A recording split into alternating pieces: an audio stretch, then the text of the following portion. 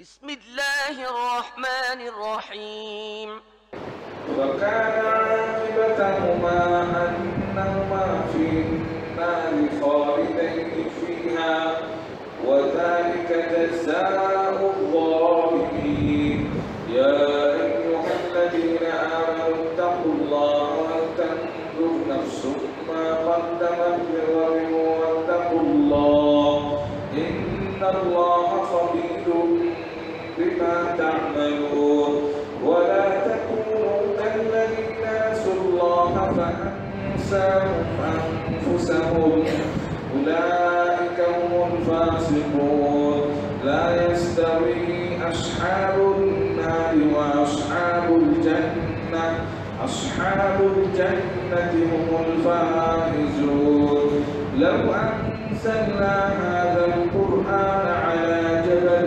لرأيته خاشعا متصدعا من خشية الله وتلك الأمثال نضربها للناس لعلهم يتفكرون والله الذي لا إله إلا هو عالم الغيب والشهادة هو الرحمن الرحيم هو الله الذي لا إله إلا هو الملك القدوس السلام المؤمن المهيمن العزيز الجبار المتكبر سبحان الله عما يشركون والله الخالق البارئ المصور له الأسماء الحسنى يسبح له ما في السماوات والأرض وهو العزيز الحكيم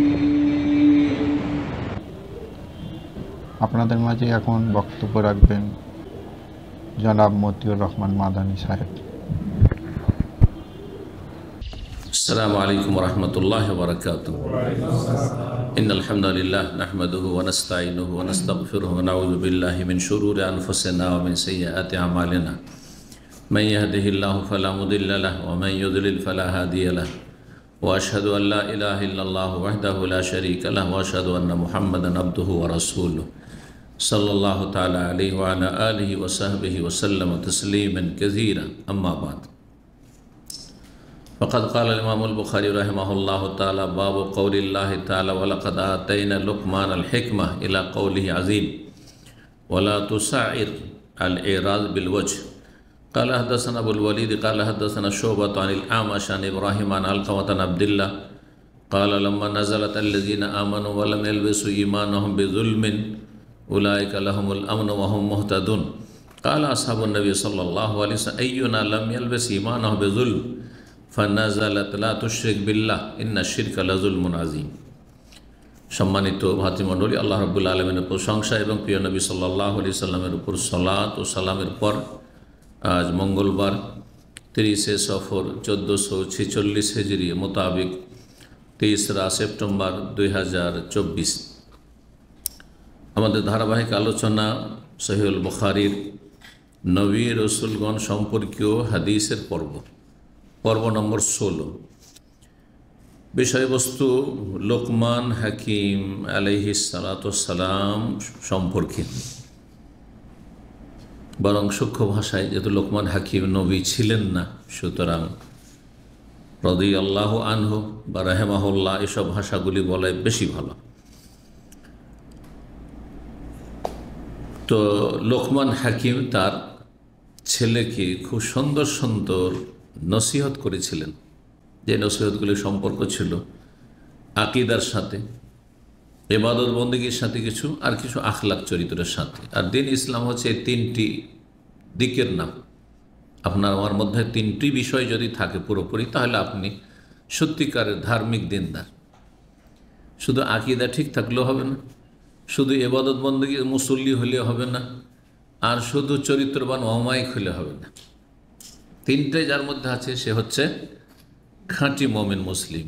তিনটে যার মধ্যে যত বেশি, আকিদাও বিশুদ্ধ, বেদাতি নয়, সুন্নতের অনুসারী, ফরজ অজেব ইবাদতে কোনো ঘাটতি নেই, হারাম নাজায়েজে লিপ্ত নয়, ইবাদত বন্দেগী ঠিক আছে, 5 ওয়াক্ত সালাত ঠিক আছে, সিয়াম ঠিক আছে, যাকাত ঠিক আছে, এগুলো হচ্ছে গুরুত্বপূর্ণ ইবাদত মুসলিম জীবনে।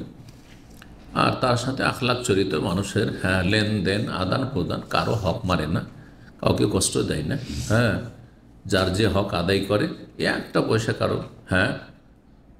আখেরাতে যে কেউ চেয়ে বসবে, দাবি করবে, এরকমের কোনো ভয় নেই। সে হচ্ছে সত্যিকারের খাঁটি মমিন। আল্লাহ এরকম আমাদেরকে মমিন মুসলিম হওয়ার তৌফিক দান করে। তো লোকমান হাকিমের উপদেশগুলি অত্যন্ত গুরুত্বপূর্ণ। যদি আমরা বাস্তব জীবনে ফলো করি আমরা নিজেরা এবং ছেলে মেয়েদেরকে ওইভাবে তরবিয়ত করি, তো সত্যি একজন খাঁটি মমিন ও মুসলিম আমরা হতে পারবো। আল্লাহ রাব্বুল আলামিন যেন তৌফিক দান করেন। বলছেন ইমাম বুখারী রাহিমাহুল্লাহ তার এই নবী রসুলগণ সম্পর্কে হাদিসের অধ্যায় নম্বর 41-এ বলছেন, বাবু কওলিল্লাহি তাআলা, এই অধ্যায় হচ্ছে মহান আল্লাহর এই বাণীর তাফসীর সম্পর্কে। ওয়ালাকাদ আতাইনা লোকমান আল হিকমাহ, নিশ্চয় আমি লোকমানকে হেকমত দিয়েছিলাম, প্রজ্ঞা। হেকমত কাকে বলে? হেকমতের বিভিন্ন অর্থ রয়েছে শরীয়ত। যখন কোরআনের সাথে হেকমতের কথা আল্লাহ কোরআনে বলেছেন, আল কিতাব আল হিকমা, তখন হেকমা মানে হাদিস। ওয়াইউ আল্লামাহুল কিতাবা ওয়াল হিকমা, নবী মানব জাতিকে কিতাব এবং হেকমতের এলেম দেওয়ার জন্য এসেছিলেন, কিতাব এবং হেকমত শেখানোর জন্য এসেছিলেন। তো এই হেকমত মানে সুন্নাহ, কোরআনে কারীমের শিক্ষা দেওয়ার জন্য, এবং রাসূলুল্লাহ সাল্লাল্লাহু আলাইহি ওয়াসাল্লামের হাদিস যেটি দ্বিতীয় ওহী, এই দুটো শিক্ষা দেওয়ার জন্য, এই দুটোর মাধ্যমে মানুষের সার্বিক জীবনের সংশোধনের জন্য এসেছিলেন নবী সাল্লাল্লাহু আলাইহি ওয়াসাল্লাম। তার হিকমা মানে এখানে সুন্নাহ হাদিস। আর হিকমার একটা ব্যাপক অর্থ, সাধারণ অর্থ, সেটা হচ্ছে যেটা যেখানে ফিট সেখানে ফিট করা, বেমানান কোনো কিছু না করা, যেখানে যেটা উপযোগী উপযুক্ত জায়গায়, যেখানে যেটা কথা বলতে হয় বলা, যেখানে যেটা কাজ করতে হয় সেটা করা, যেখানে যে পদক্ষেপ নিতে হয় সেটা পদক্ষেপ নেয়, এটা হচ্ছে হিকমত। হেকমত মানে সত্যকে লুকিয়ে রাখা নয়, কিন্তু সত্যকে বলতেই তো হবে বা প্রকাশ করতে হবে, কিন্তু যেখানে যেইভাবে বলার প্রয়োজন বা যেভাবে প্রকাশ করার প্রয়োজন, এর নাম হেকমত আসলে। তো তাকে প্রজ্ঞা দিয়েছিলাম, জ্ঞান দিয়েছিলাম, হেকমা কৌশল, যে কীভাবে কোন কথা কোথায় বলতে হবে, কোন কাজটি কখন করতে হবে এবং কিভাবে করতে হবে, কিভাবে বলতে হবে।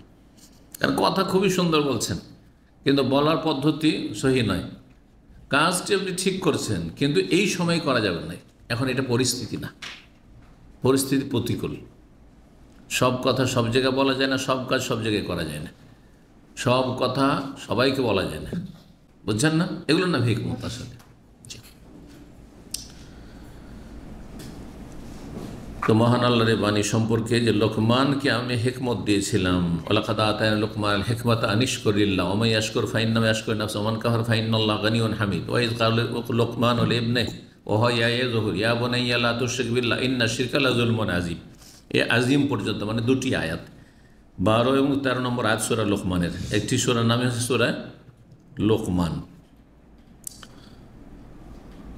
এতে আখলাক চরিত্রের ক্ষেত্রে, মানুষের চরিত্র গঠনের ক্ষেত্রে একটি উপদেশ রয়েছে, ওয়ালা তুসাইর খাদ্দাকা লিন্নাস, মানুষের সামনে তুমি মুখ ফিরিয়ে মানুষকে এড়িয়ে অবজ্ঞা করে কথা বলিও না।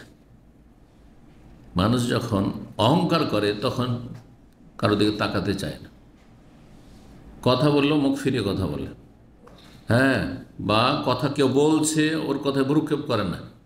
যেমন আপনার সামনে এসে কথা বলছে আর আপনি অফিসে বসে আছেন, ওইদিকে কথা বলছে, আপনি কম্পিউটার নিয়ে আছেন, মোবাইল টিপি করছেন। আজকাল ছেলেরা বাপ মা কোনো উপদেশ দিচ্ছে, নসিহত করছে অথবা কোনো হুকুম করছে, ও মোবাইল টিপতে আছে। পারিবারিক মিটিং নিয়ে বসেছেন ছেলে মেয়েদেরকে নিয়ে, আজকাল অধিকাংশ ছেলেমেয়েরা বেয়াদব হয়ে গেছে এই মোবাইলের ফেতনার কারণে। মিটিং করছেন, প্রত্যেকে নিজে হাতে মোবাইল টিপতে আছে, কি শুনবে?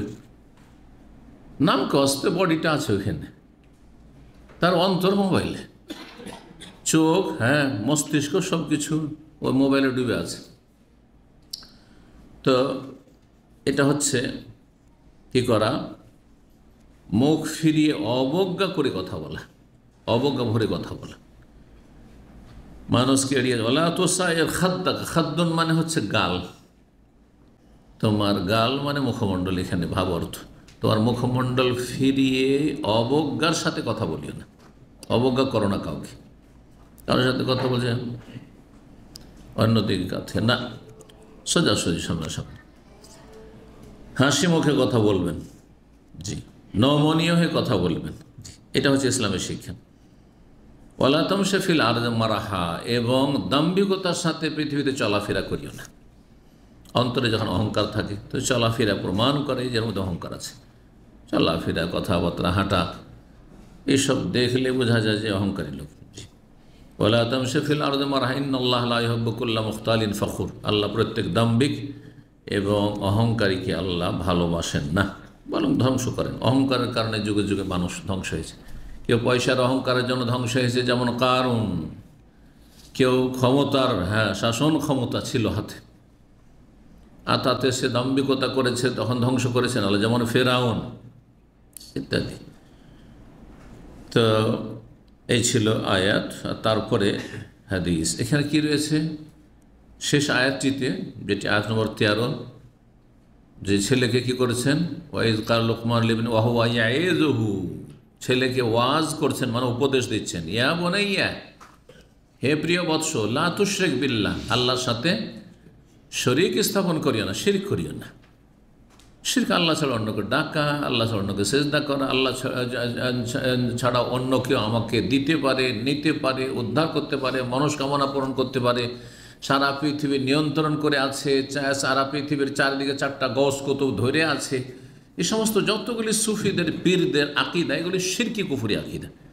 মাজারে গেলে কিছু পাওয়া যায়, তারা মরেও মরে না, তারা অসাধারণ ক্ষমতা রাখে, সেখানে গেলে মনের আশা পূরণ হয়, সেখানে গিয়ে কেউ কিছু জবাই করে সেই পীরের সান্নিধ্য লাভের জন্য, বা তার কাছ থেকে কিছু আশা করে, কেউ রোগের আরোগ্যের জন্য যায়, কেউ ছেলে সন্তান মেয়ে সন্তান চাইতে যায়, ইত্যাদি ইত্যাদি। যে যা করুক না কেন, জবাই করে, আল্লাহ ছাড়া অন্যের জন্য জবাই করে, অন্যের নৈকট্য অর্জন উদ্দেশ্য অথবা অন্যের নামে ইত্যাদি। সেটা দেবদেবীর নামে হোক, দুর্গার নামে হোক, অথবা দরগার নামে হোক, সবগুলি শিরক। লা তুশরিক বিল্লাহ ইন্না শিরকা লাযুলমুন আযীম, শিরক হচ্ছে বড় অত্যাচার, বড় অন্যায়। শিরকের চাইতে বড় অন্যায় পৃথিবীতে কোনো অন্যায় নেই। মানুষকে খুন করা অনেক বড় অন্যায়, কিন্তু তার চেয়ে বড় হচ্ছে শিরক। 1 নম্বরে শিরক, 2 নম্বরে মানুষ খুন করা, বোঝা গেছে। 1 নম্বরে শিরক, কুফরি, নাস্তিকতা, বড় মুনাফিকি, আর তারপরে তখন খুন করা, জেনা করা, সমকামিতা, এত বড় নোংরা গুনাহ। তারপর তার চেয়ে বড় গুনাহ হচ্ছে শিরক করা। তাহলে একজন মাজারে সেজদাকারী, মাজারে চাদর চড়ানোওয়ালা, জেনাকারী, খুনির চাইতে নিকৃষ্ট আল্লাহর কাছে, দ্বীন ইসলামের দৃষ্টিভঙ্গি থেকে। এতে যদি আপনার সন্দেহ থাকে তো আপনার ইমানে সন্দেহ আছে, আপনার ইমানে প্রশ্ন চিহ্ন আছে, ইমান নবায়ন করুন। তো হাদিস 3428 নম্বরে রয়েছে, বলছে লাম্মা নাযালা, যখন এই আয়াত নাযিল হইল, আল্লাযীনা আমানু ওয়া লাম ইয়ালবিসু ঈমানাহুম বিযুলমিন উলাইকা লাহুমুল আমনু ওয়া হুম মুহতাদুন, সূরা আনাম আয়াত নম্বর 82। যারা ঈমান নিয়ে আসলো, মুমিন মুসলিম হইল, জন্মসূত্রে হোক অথবা কলেমা পড়ে হোক, ওয়া লাম ইয়ালবিসু ঈমানাহুম বিযুলমিন, ইতিবাচক ঈমান নিয়ে আসলো মানে পজিটিভ, ইতিবাচক, নেতিবাচক লাগবে, কারণ লা ইলাহা আছে নেতিবাচক, আর ইল্লাল্লাহ আছে ইতিবাচক, দুটোই লাগবে, কিন্তু নেগেটিভ পজিটিভ না হলে ইসলাম থাকবে না। ওয়ালাম ইয়ালবিসু ঈমানাহুম বিযুলমিন, আর তাদের ঈমানের সাথে জুলমের সংমিশ্রণ করলো না। ঈমান যে আছে জুলম মুক্ত, তাতে কোনো জুলম নেই। তখন সাহাবায়ে কেরাম জুলম মানে জুলুমই বুঝেছেন, মানে বিশেষ জুলুম বুঝেননি, সব রকম জুলুম বুঝেছেন। আল্লাহ সাহাবুন নবী সাল্লাল্লাহু আলাইহি ওয়াসাল্লাম, সাহাবায়ে কেরামগণ সঙ্গীগণ বললেন, আইয়ুনা লাম ইয়ালবিস ঈমানাহু বিযুলমিন, আমাদের মধ্যে কে এমন আছে যার ঈমানের সাথে জুলম হয় না, পাপ হয়, পাপ জুলম। এই জন্য আদম আলাইহিস সালাম গাছের ফল খেয়েছিলেন, কারো ক্ষতি করেছিলেন, কারো হক নষ্ট করেছিলেন, শুধু গাছের ফল খেয়েছিলেন, শিরকও করেননি। শিরক করেছিলেন, তাহলে সেটা শিরকেরও জুলম ছিল না, আর মানুষের হক নষ্ট করাও জুলম ছিল না, বরং আল্লাহর কি ছিল? একটি হুকুমের বিরুদ্ধাচরণ ছিল, অমান্য করা ছিল, বা আমল না করা ছিল, ইচ্ছা করে তো অমান্য করে ভুলে গেছিলেন। যেমন কোরআনে রয়েছে দোয়া, রব্বানা জালামনা আনফুসানা, হে আল্লাহ আমি আমার স্ত্রী আমরা নিজেদের উপর জুলুম করেছি। তাহলে যে বেনামাজি নিজের উপর জুলুম করে, যে রোজা রাখে না সে নিজের উপর জুলুম করে, যে জাকাত দেয় না সে নিজের উপর জুলুম করে, যে হজ করে না সে নিজের উপর জালেম। কথা বোঝা গেছে? যে মহিলা পর্দা করে না, কারো ক্ষতি করে না, নিজের উপর জুলুম করছে, জালেম সে। যে কোনো গুনাহ, যে ফিল্ম দেখছে নিজের উপর জুলুম করছে, যে আপনার নির্জনে আপনি খারাপ ছবি দেখছেন আপনি, অথবা গান শুনছেন আপনি, মিউজিক শুনছেন আপনি, নিজের উপর জুলুম করছেন, কারো ক্ষতি করছেন না। ওয়ালাম ইয়ালবিসু ঈমানাহুম বিযুলমিন, এটা হচ্ছে নেগেটিভ। তাহলে শুধু কলেমা জপলে হবে না, কলেমার বিপরীত থেকে মুক্ত হইতে হবে।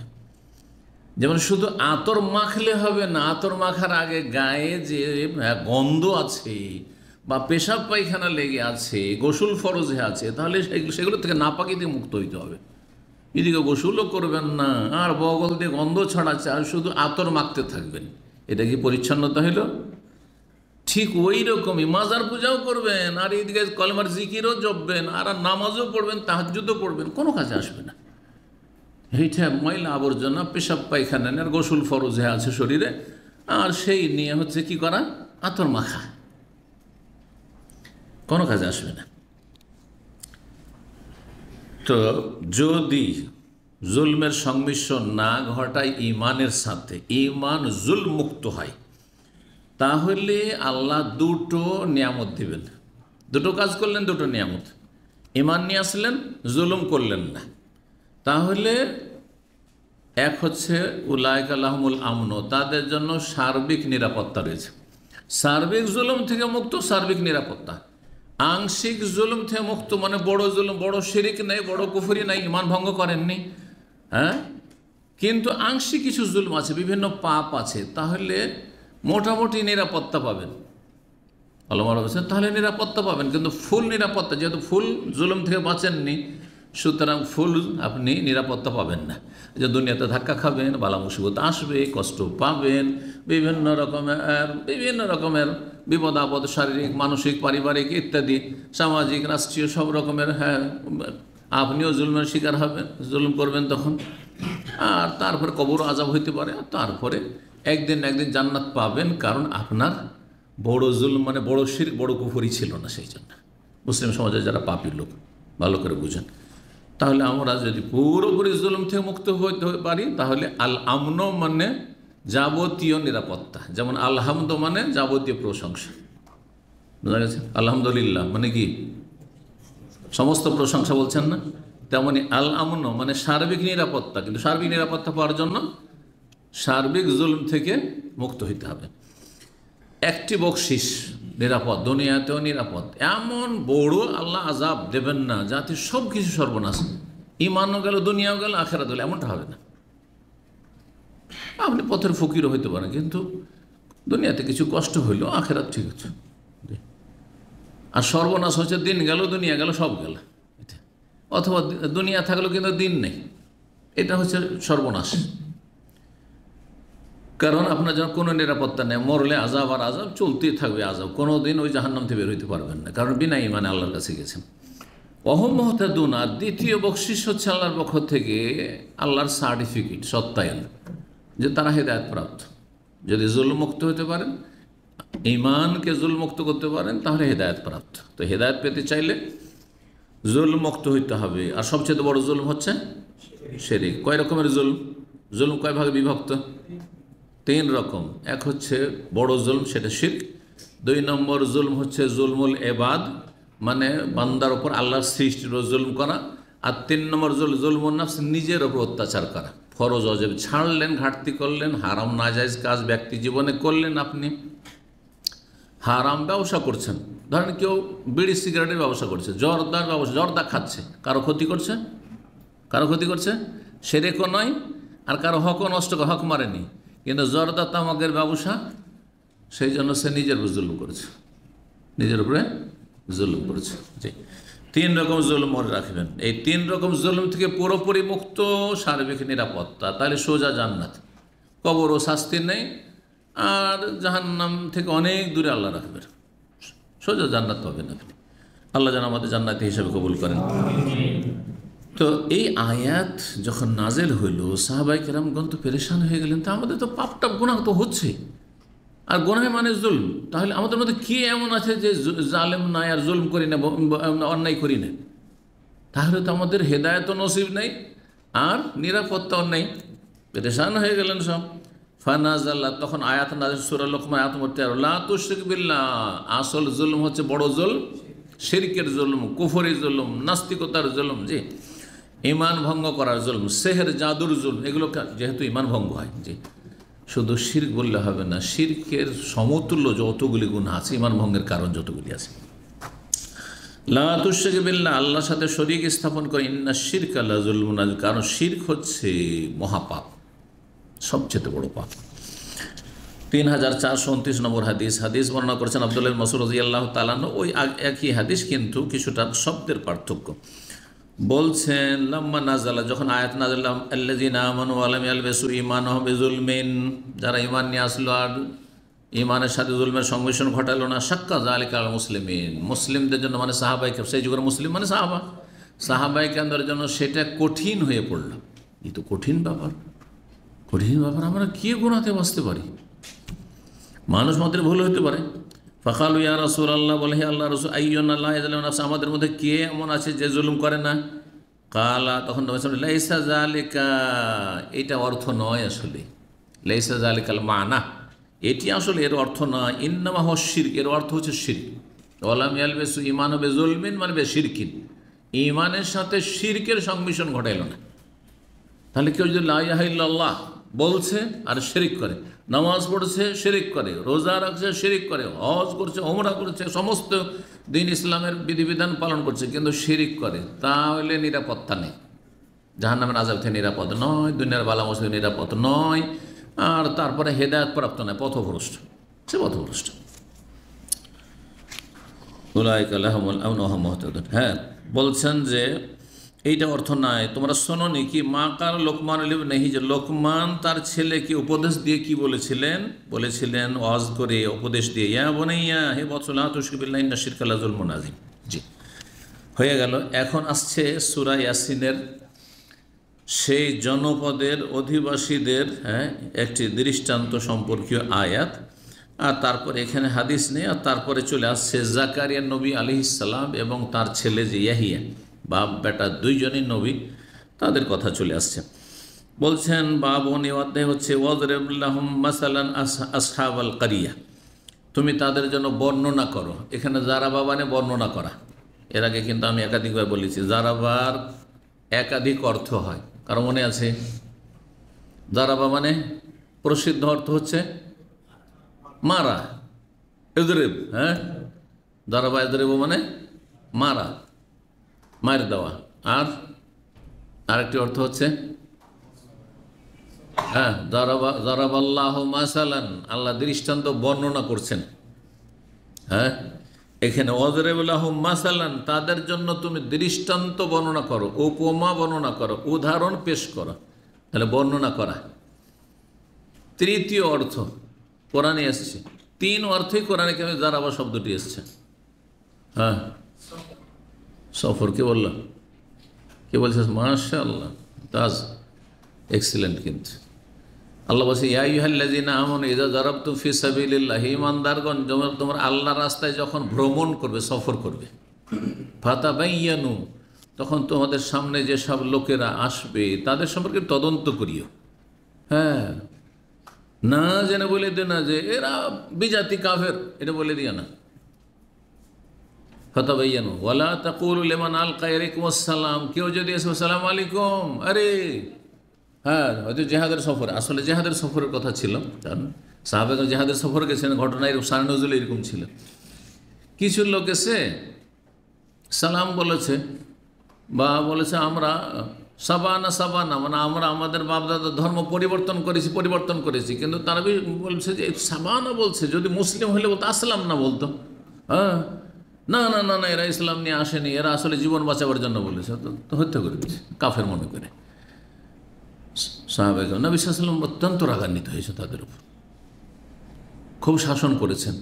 কিয়ামতের দিনে লা ইলাহা কি যাবে, তারা লা ইলাহা পড়েছে, হ্যাঁ, তারা বলেছে আমরা মুসলমান হয়েছি। সুতরাং ফাতাবাইয়ানু, তদন্ত করবে, না জেনে যতক্ষণ পর্যন্ত সব দিক থেকে কারো সম্পর্কে নেগেটিভ পজিটিভ না জানছে কোনো মন্তব্য করা যায় না। আজকাল সোশ্যাল মিডিয়ায় ফেসবুকের ফিতনায় যদি পেয়ে যান যে কেউ একটা গুজব ছড়িয়েছে, দিলেন সাথে সাথে শেয়ার করে, দিলেন তাতে সাথে সাথে লাইক, হ্যাঁ দিলেন কাউকে ফরওয়ার্ড করে, আরে শুনেছ এইরকম একটা হয়েছে, আপনার লাভটা কি ওইটা করে আপনি কিয়ামতের দিনে ফেঁসে যাবেন। আসলে যদি ঘটনা এরকম না হয়, গুজব যদি হয়, সেটা আপনার লাভটা কি? যাতে লাভ নাই সে কাজ কেন করবেন আপনি নির্বোধের মতো? তদন্ত না করে কোনো কিছু বলা বা কোনো সিদ্ধান্ত না, কোনো পদক্ষেপ করা জায়েজ না। আপনি আপনার কাজ করেন, এ দুনিয়া কি করছে লেগে আছে, ফেরেশতার তার আমল নামা লিখতে আছে, সে তার রবের কাছে জবাব দেবে। তো এই ছিল ওয়াদরিবু লাহুম, তিনটি অর্থ হয়ে গেল তাহলে, মারা, সফর করা আর উদাহরণ পেশ করা। ওয়াদরিবু লাহুম মাসালান, তাদের জন্য দৃষ্টান্ত বর্ণনা করো, আসহাবাল কারিয়া, জনপদের অধিবাসীদের, যাদের কাছে রসুল এসেছিলেন, একের পর এক রসুল সতর্ককারী এসেছেন, কিন্তু তৃতীয় রসুল পর্যন্ত পাঠাইলাম কিন্তু তারা হেদায়েত হলো না, তাদের কথা বর্ণনা করা হয়েছে। ফাআজ্জাজনা বিসালে, সূরা ইয়াসিন আয়াত 14 রয়েছে। তৃতীয় রসুল পাঠিয়ে, হ্যাঁ, আগের যে দুই রসুল তাদেরকে আমি শক্তিশালী করলাম। আজ্জাজনা, ইমাম মুজাহিদ তাবেই বলছেন শাদ্দাদনা, মানে তাকে শক্তিশালী করলাম, মজবুত করলাম। ইবনে আব্বাস রাদিয়াল্লাহু তাআলা আনহু বলছেন সূরা ইয়াসিনের এই আয়াতটি সম্পর্কে, আয়াত নম্বর 19 রয়েছে, যখন নবী রসুলগণ তাদেরকে অথবা সতর্ককারীরা যখন জাতিকে সতর্ক সাবধান করতে শিরক কুফরি থেকে, পাপ থেকে এবং ঈমান ইসলামের কথা দাওয়াত দিল, তখন তারা বলল যে কোনো একটা কিছু যদি হয়, অশান্তি অথবা কোনো বালা মুসিবত যদি দুর্যোগ হয়, এই যে তোমরা এসছো না, তোমাদের কারণে বিপদ নেমে এসছে, তোমাদের কারণে বিপদ নেমে এসছে। আজকাল বিদআতপন্থীরা সমস্ত কিয়ামতের আলামত শুধু সৌদি আরবে দেখে, নিজের দেশে কিয়ামতের আলামত খুঁজেই পায় না। এত বড় বড় বালা মুসিবত আসছে, যদি সৌদি আরবে এইসবের সামান্য কিছু হইতো, এক আনা পরিমাণ হইতো, বিপদ আপদ, যে কিয়ামতের আলামত। আরে বর্ষা বৃষ্টি একটু বেশি হচ্ছে, একটু কিয়ামতের আলামত। হ্যাঁ, বাতাসে যেদিন ধরেন ওই গেলা পরিবর্তন করছিল, একটু বাতাস এসে আর গেলা পড়ে গেছে, যে কিয়ামতের আলামত কাবা শরীফে দেখা গেছে। আর এই বিশাল বিশাল বন্যা, আর এত বড় দুর্যোগ, আসমানি জমিনি দুর্যোগ, আর এসব যে বিপ্লব, হ্যাঁ অভ্যুত্থান, এগুলো কিয়ামতের আলামত নজরে আসে না? জুলুমত, জালেমের জুলুম, এগুলো কিয়ামতের আলামত মনে হয় না? ইনসাফের সাথে কাজ নেন, একটু সুবিচার করেন, আর না হইলেও মুখটাকে বন্ধ রাখেন, জবানের হিসাব দিতে হবে। লাভ কি করছেন আপনি? আবার আমলনামা খারাপ করছেন, আর গোনার বোঝা ভারী করছেন। গোনার বোঝা হালকা করার চেষ্টা করুন, আল্লাহ তৌফিক দান করুন। তো এটা হচ্ছে আসলে যারা বাতিলপন্থী তাদের বদ অভ্যাস, সব দোষ অন্যের উপরে, হ্যাঁ, যারা আপনার প্রতিপক্ষ তাদের উপর চাপিয়ে দেওয়া। এই নবী রসুলরা যখন আসলো দাওয়াত দিতে, বলছে এই যে বালা মুসিবত, এরে তোমরাই হচ্ছ কি অলক্ষী, তোমরাই হচ্ছে অলক্ষী, তোমাদের কারণে এসব বালা মুসিবত এসছে। আর অলক্ষী কুলক্ষণকে কি বলে? তেয়ারা বা তায়ের বলে। তো তারা বলেছে ইন্না তাতাইয়ারনা বিকুম, তোমাদের কারণে এইসব অলক্ষী আর কুলক্ষণ আমাদের বালা মুসিবত নেমে এসছে। ওরা বলেছিল, কাফের জাতি বলেছিল। আল্লাহ জবাব বলছেন কালা তায়েরুকুম মাকুম, তোমাদের সাথে তোমাদের অলক্ষী কুলক্ষণের কারণ মজুদ রয়েছে। অলক্ষী আর কুলক্ষণের কারণ, বালা মুসিবতের কারণ তোমাদের মধ্যেই নিহিত রয়েছে, মানে তোমাদের পাপ, তোমাদের পাপের কারণে বালা মুসিবত এসছে। কেউ এসেছে সেই জন্য, কেউ ভালো কথা বলছে, তোমাদের উল্টো হচ্ছে সেই জন্য ওই বালা মুসিবত নেমে এসছে, এটা নয়, তোমাদের পাপের কারণে বালা মুসিবত নেমে এসছে। আল্লাহ বলছে তাই এরকম মা কমে যে আইন যক্কিরতুম, তোমাদেরকে যদি উপদেশ দেওয়া হয় তো এটা খারাপ হইল, বললাম তুম কওম মুসরিফুন, তোমরা সীমা লঙ্ঘনকারী জাতি। জি, বরং তারা বলেছিল যে ইন্না তাতাইয়ারনা বিকুম, ওই কাফের জাতি নবী রসুলদেরকে, যে তোমাদের কারণে অলক্ষী আর কুলক্ষণ আর বালা আর মুসিবত, লাইলাম তানতাহু, মুখ বন্ধ যদি না করো, আর যদি বলো এই ইসলামের কথা, ধর্মের কথা, তাহলে লানার জমান্না, তোমাদেরকে পাথর দিয়ে গুড়িয়ে দেবো, সংসার করে মেরে ফেলে দেবো। লানার জমান্না কম, পাথর দিয়ে তোমাদেরকে মেরে শেষ করবো। জি সুবহানাল্লাহ। মানুষ যখন সীমা লঙ্ঘন করে তো মানুষের বিবেক থাকে না, তখন পশুর মতো হয়ে যায়, পশুর চাইতে নিকৃষ্ট হয়ে যায়। এই ছিল তো এরকম, মানে মাসায়েব বকুম, এখানে হ্যাঁ অলৌকিক মানে মাসায়েব, তোমাদের বালা মুসিবত বিপদ আপদের কারণ তোমাদের মধ্যেই বিদ্যমান রয়েছে, মানে তোমাদের পাপ। 43 নম্বর অধ্যায় বলছেন বাবু কলিল্লাহ তাআলা, এই অধ্যায় হচ্ছে মহান আল্লাহর বাণী তাফসীর সম্পর্কে। কাফা ইয়া আইন সাদের পরে কি রয়েছে? যিকরু রহমাতে রব্বিকা আবদাহু জাকারিয়া, যিকরু রহমাতে রব্বিকা আবদাহু জাকারিয়া, একটি আয়াত। এই হচ্ছে তোমার প্রতিপালকের রহমতের আলোচনা তার বান্দা জাকারিয়া নবী আলাইহিস সালামের উপর। সূরা মারিয়ামের শুরুতেই হ্যাঁ আল্লাহর বান্দা জাকারিয়া আলাইহিস সালামের হ্যাঁ রবের রহমতের আলোচনা। রব যে রহমত করেছেন জাকারিয়া আলাইহিস সালামের ওপর, সে সম্পর্কে আলোচনা রয়েছে। কি রহমত? বিশেষ রহমত। সাধারণত এত বার্ধক্যে পৌঁছে গিয়ে ছেলে মেয়ে হয় না, হ্যাঁ স্ত্রী একবারে বৃদ্ধা হয়ে গেছে, আর স্বামী এত বুড়ো হয়েছেন যে হাড্ডিতে গোস্ত নাই, হাড্ডি থেকে চামড়াগুলো লেগে গেছে, শুকিয়ে গেছে শরীর। জি হ্যাঁ, আর চুল দাড়ি সব কিছু সাদা হয়ে গেছে, হাড্ডি শরীরে দুর্বল হয়ে গেছে, শরীর অচল হতে যাচ্ছে। সেই সময় আল্লাহ সুসংবাদ দিচ্ছেন, ইয়া জাকারিয়া ইন্না নুবাশশিরুকা বিগুলাম, তোমাকে একটি বালকের সুসংবাদ দিচ্ছি। নিসমহু ইয়াহিয়া, তার নাম আমি নিজেই রেখে দিচ্ছি। আল্লাহ, তার নাম হচ্ছে ইয়াহিয়া। লাম নাজআল্লাহু মিন ক্বাবলু সামিয়া, ইতিপূর্বে এই নামে কারো নামকরণ করিনি। প্রথম ইয়াহিয়া নামক ব্যক্তি মানব জাতির ইতিহাসে আদম সন্তানদের মধ্যে ইয়াহিয়া বিন জাকারিয়া আলাইহিস সালাম, এই সম্পর্কে আলোচনা। ইলা কাউলিহি লাম নাজআল্লাহু মিন ক্বাবলু সামিয়া, সূরা মারইয়াম আয়াত 2 থেকে 7 পর্যন্ত। আব্দুল্লাহ বিন আব্বাস রাদিয়াল্লাহু তাআলা আনহু বলছেন, এই আয়াতে যে কঠিন শব্দগুলি রয়েছে সেই শব্দগুলি তাফসীর শুধু নিয়েছে। যেমন এতে রয়েছে রব্বে রাদিয়া, আয়াত নম্বর 6, রাদিয়া মানে মারদিয়া, রাদিয়ান মানে মারদিয়া মানে সন্তোষ ভাজন বা সন্তুষ্টির পাত্র, যার উপর মানুষ খুশি হয়।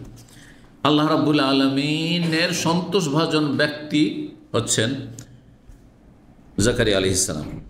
তারপরে 8 নম্বর আয়াত রয়েছে আতিয়া, এতিয়া বল ওয়াকাদ বালাগতু মিনাল কিবারি এতিয়া, আমি বার্ধক্যের শেষ সীমানায় পৌঁছে গেছি। এর চাইতে বুড়ো আর কি হয়? একবার বুড়ো হওয়ার শেষ সীমানায় পৌঁছে, শেষ প্রান্তে পৌঁছে গেছে। এত বুড়ো, 100 বছরের কাছাকাছি বয়স হয়ে যাচ্ছে, আর এই সময় যদি সুসংবাদ আসে তাহলে বিশ্বাসযোগ্য। এতদিনে একটাও ছেলে মেয়ে হয়নি, কোনো ছেলে মেয়ে নিঃসন্তান, জি স্ত্রী বন্ধা। তো এতিয়া এরকম এসিয়া এই ওজনে আর কি বলছেন। আতায়াতু থেকে, আতায়াতু মানে সীমা লঙ্ঘন করা, এই জন্য জালেমকে আতি বলা হয়। তো আমার দেশে কিন্তু অনেকে বুঝে নাম রাখে না, আরবি হইলে হইলো মতিউর রহমান রাখে, তো আতিউর রহমানও রেখে দেয়। কিন্তু আতি যদি এই আতি থেকে হয় আতায়াত, তার মানে তো সীমা লঙ্ঘনকারী হয়ে যায়, জালেম হয়ে যাওয়ার অর্থ। না বুঝে নাম রাখে, শুধু শুনতে ভালো লেগে রেখে দিয়েছে। কোরআনে একটা শব্দ পেয়েছে, অর্থ কিছু বুঝেনি, কোরআন আছে না, রেখে দিয়েছে। আল্লাহ হেদায়েত করে, বুঝে শুয়ে নাম রাখেন। আচ্ছা, তারপরে আজকালও করছে কি, আগে নাম রেখে পরে অর্থ জিজ্ঞেস করছে। আগে নাম রেখে দিয়ে পরে অর্থ জিজ্ঞেস করছে। আমি বলতে চাই না, আপনি নাম রাখবেন আর আমাকে ডিকশনারি কনসাল্ট করার জন্য সময় বের করতে হবে, এটা তো কোন নেকির কাজ? আমার ভালো করে বলছি, সত্যি কোন নেকির কাজ?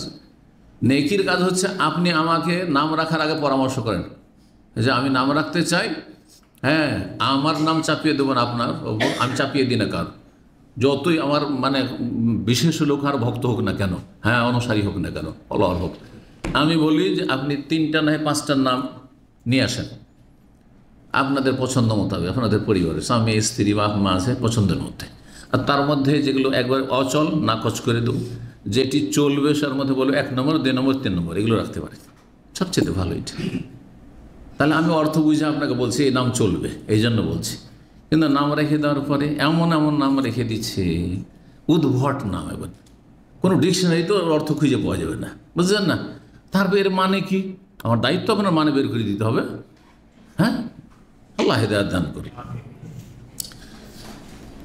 তা কালা রব্বি, তখন জাকারিয়া আলাইহিস সালাম বলছেন, রব্বি আন্না ইয়াকুনু লি গুলাম, আর আমার ছেলে সন্তান হবে কি করে, গোলাম মানে বালক, আমার সন্তান হবে কি করে, ওয়াকানাত ইমরাতি আকিরা, আমার স্ত্রী হচ্ছে বন্ধ্যা মাঝা, মাঝা বলেন না, জি হ্যাঁ, ওয়াকাদ বালাগতু মিনাল কিবার ইতিয়া, আর বার্ধক্যের আমি শেষ সীমানায় পৌঁছে গেছি, সীমাহীন বার্ধক্যে পৌঁছে গেছি।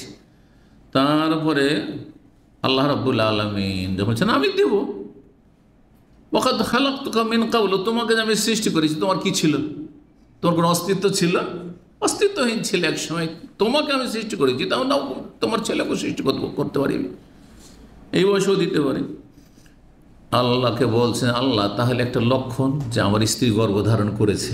আজকালকার মতো তার যান্ত্রিক সভ্যতা মেডিকেল নেই যে পজিটিভ না নেগেটিভ একটু চেক আপ করে নিতে না, রব্বে জাআললি আয়া, একটা নিদর্শন দেওয়া আল্লাহ যে আমার স্ত্রী গর্ভধারণ করে ফেলেছে। তখন আল্লাহ কি বলছেন, আয়া তোকা আল্লাহ তুকাল্লিমান নাসা সালাসা লায়ালিন সাওয়িয়া, একটি লক্ষণ হচ্ছে নিদর্শন যে তুমি অবিরাম 3 দিন 3 রাত কারো সাথে কথা বলতে সক্ষম হবেন না, অথচ শারীরিক কোনো সমস্যা নেই, শারীরিক কোনো সমস্যা নেই, কিন্তু কি হয়েছে, বোবা হয়ে গেছেন, মানে বাকশক্তি আল্লাহ নিয়ে নিয়েছেন। যেই দিন দেখছি যে সকালে উঠেছি আর মুখ সরছে না, কথা বলতে পারছি না, তার মানে তোমার স্ত্রী গর্ভধারণ করে দিয়েছে। সাউইয়ান মানে সুস্থ, অথচ সুস্থ, অসুস্থতার কারণে মানুষ সুস্থ বাকশক্তি ছিল, হঠাৎ করে বোবা বলতে পারছে না, মানে অসুস্থ। তাহলে কিন্তু না, তুমি অসুস্থ না এটা মনে করে যে আমি অসুস্থ হয়ে পড়লাম, কি হইলো, বোবা হয়ে গেলাম, না না না, তুমি সুস্থ, কিন্তু তোমার বাকশক্তি আর সরছে না, কথা বলতে সক্ষম হচ্ছ না, এটি লক্ষণ। সৌইয়ান মানে হচ্ছে কাল সাহিহান মানে সুস্থ হওয়া সত্ত্বেও। ফাখারাজা আলা কওমি আল মেহরাব, তাহলে এখন বাকশক্তি নেই, জাতিকে কোনো উপদেশ দেবেন, ওরা তো জানে না যে কী অবস্থা, কী ব্যাপার। নিয়মিত তিনি দর্শ দেন, দিনের কথা বলেন, তাদের সাথে সালাত আদায় করেন। তিনি জাতির সামনে বের হলেন মিনাল মেহরাব মানে তার বিশেষ এবাদত বন্দী, এবাদত কক্ষ থেকে।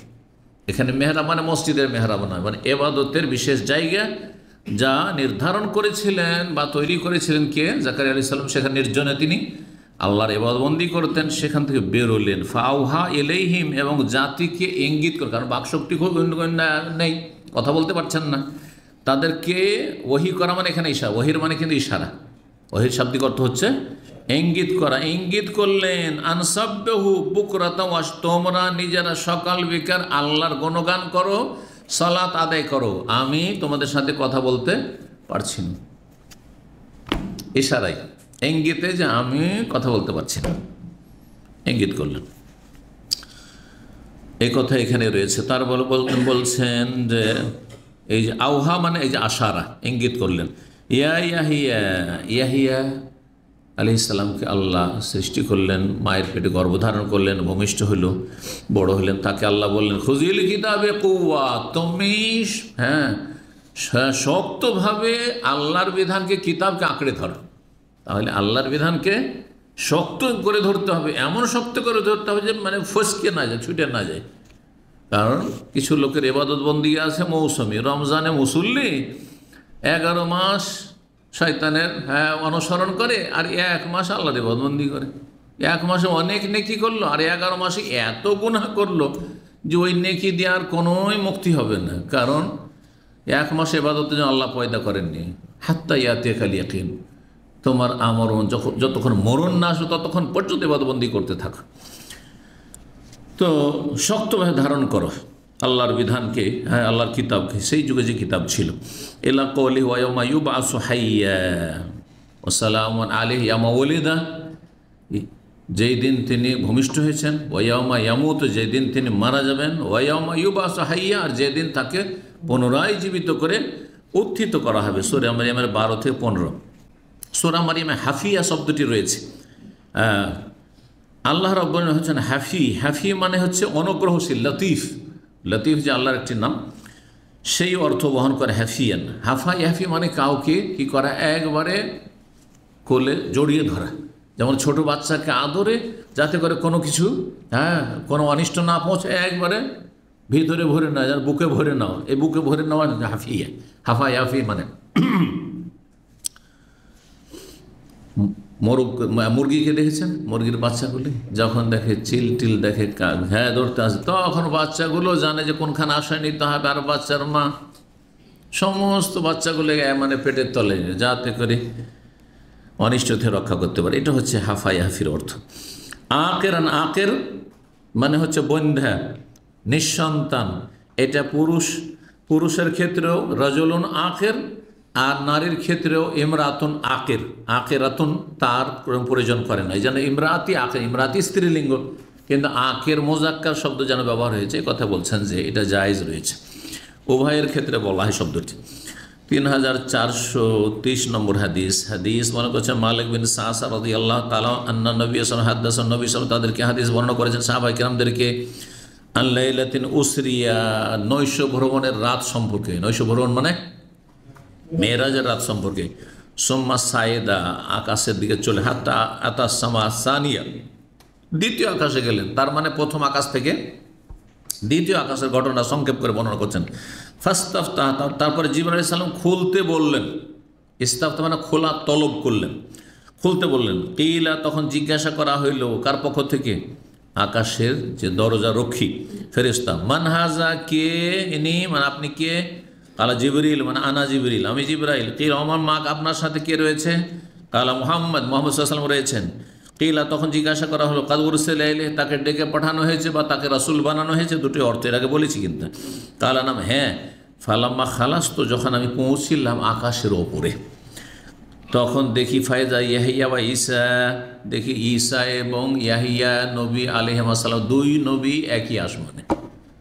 দ্বিতীয় আকাশে দুই নবীকে দেখলেন। ওয়াহুমা ইবনা খালাতিন, দুইজনে খালাতো ভাই, অবশ্যই খালাতো ভাই।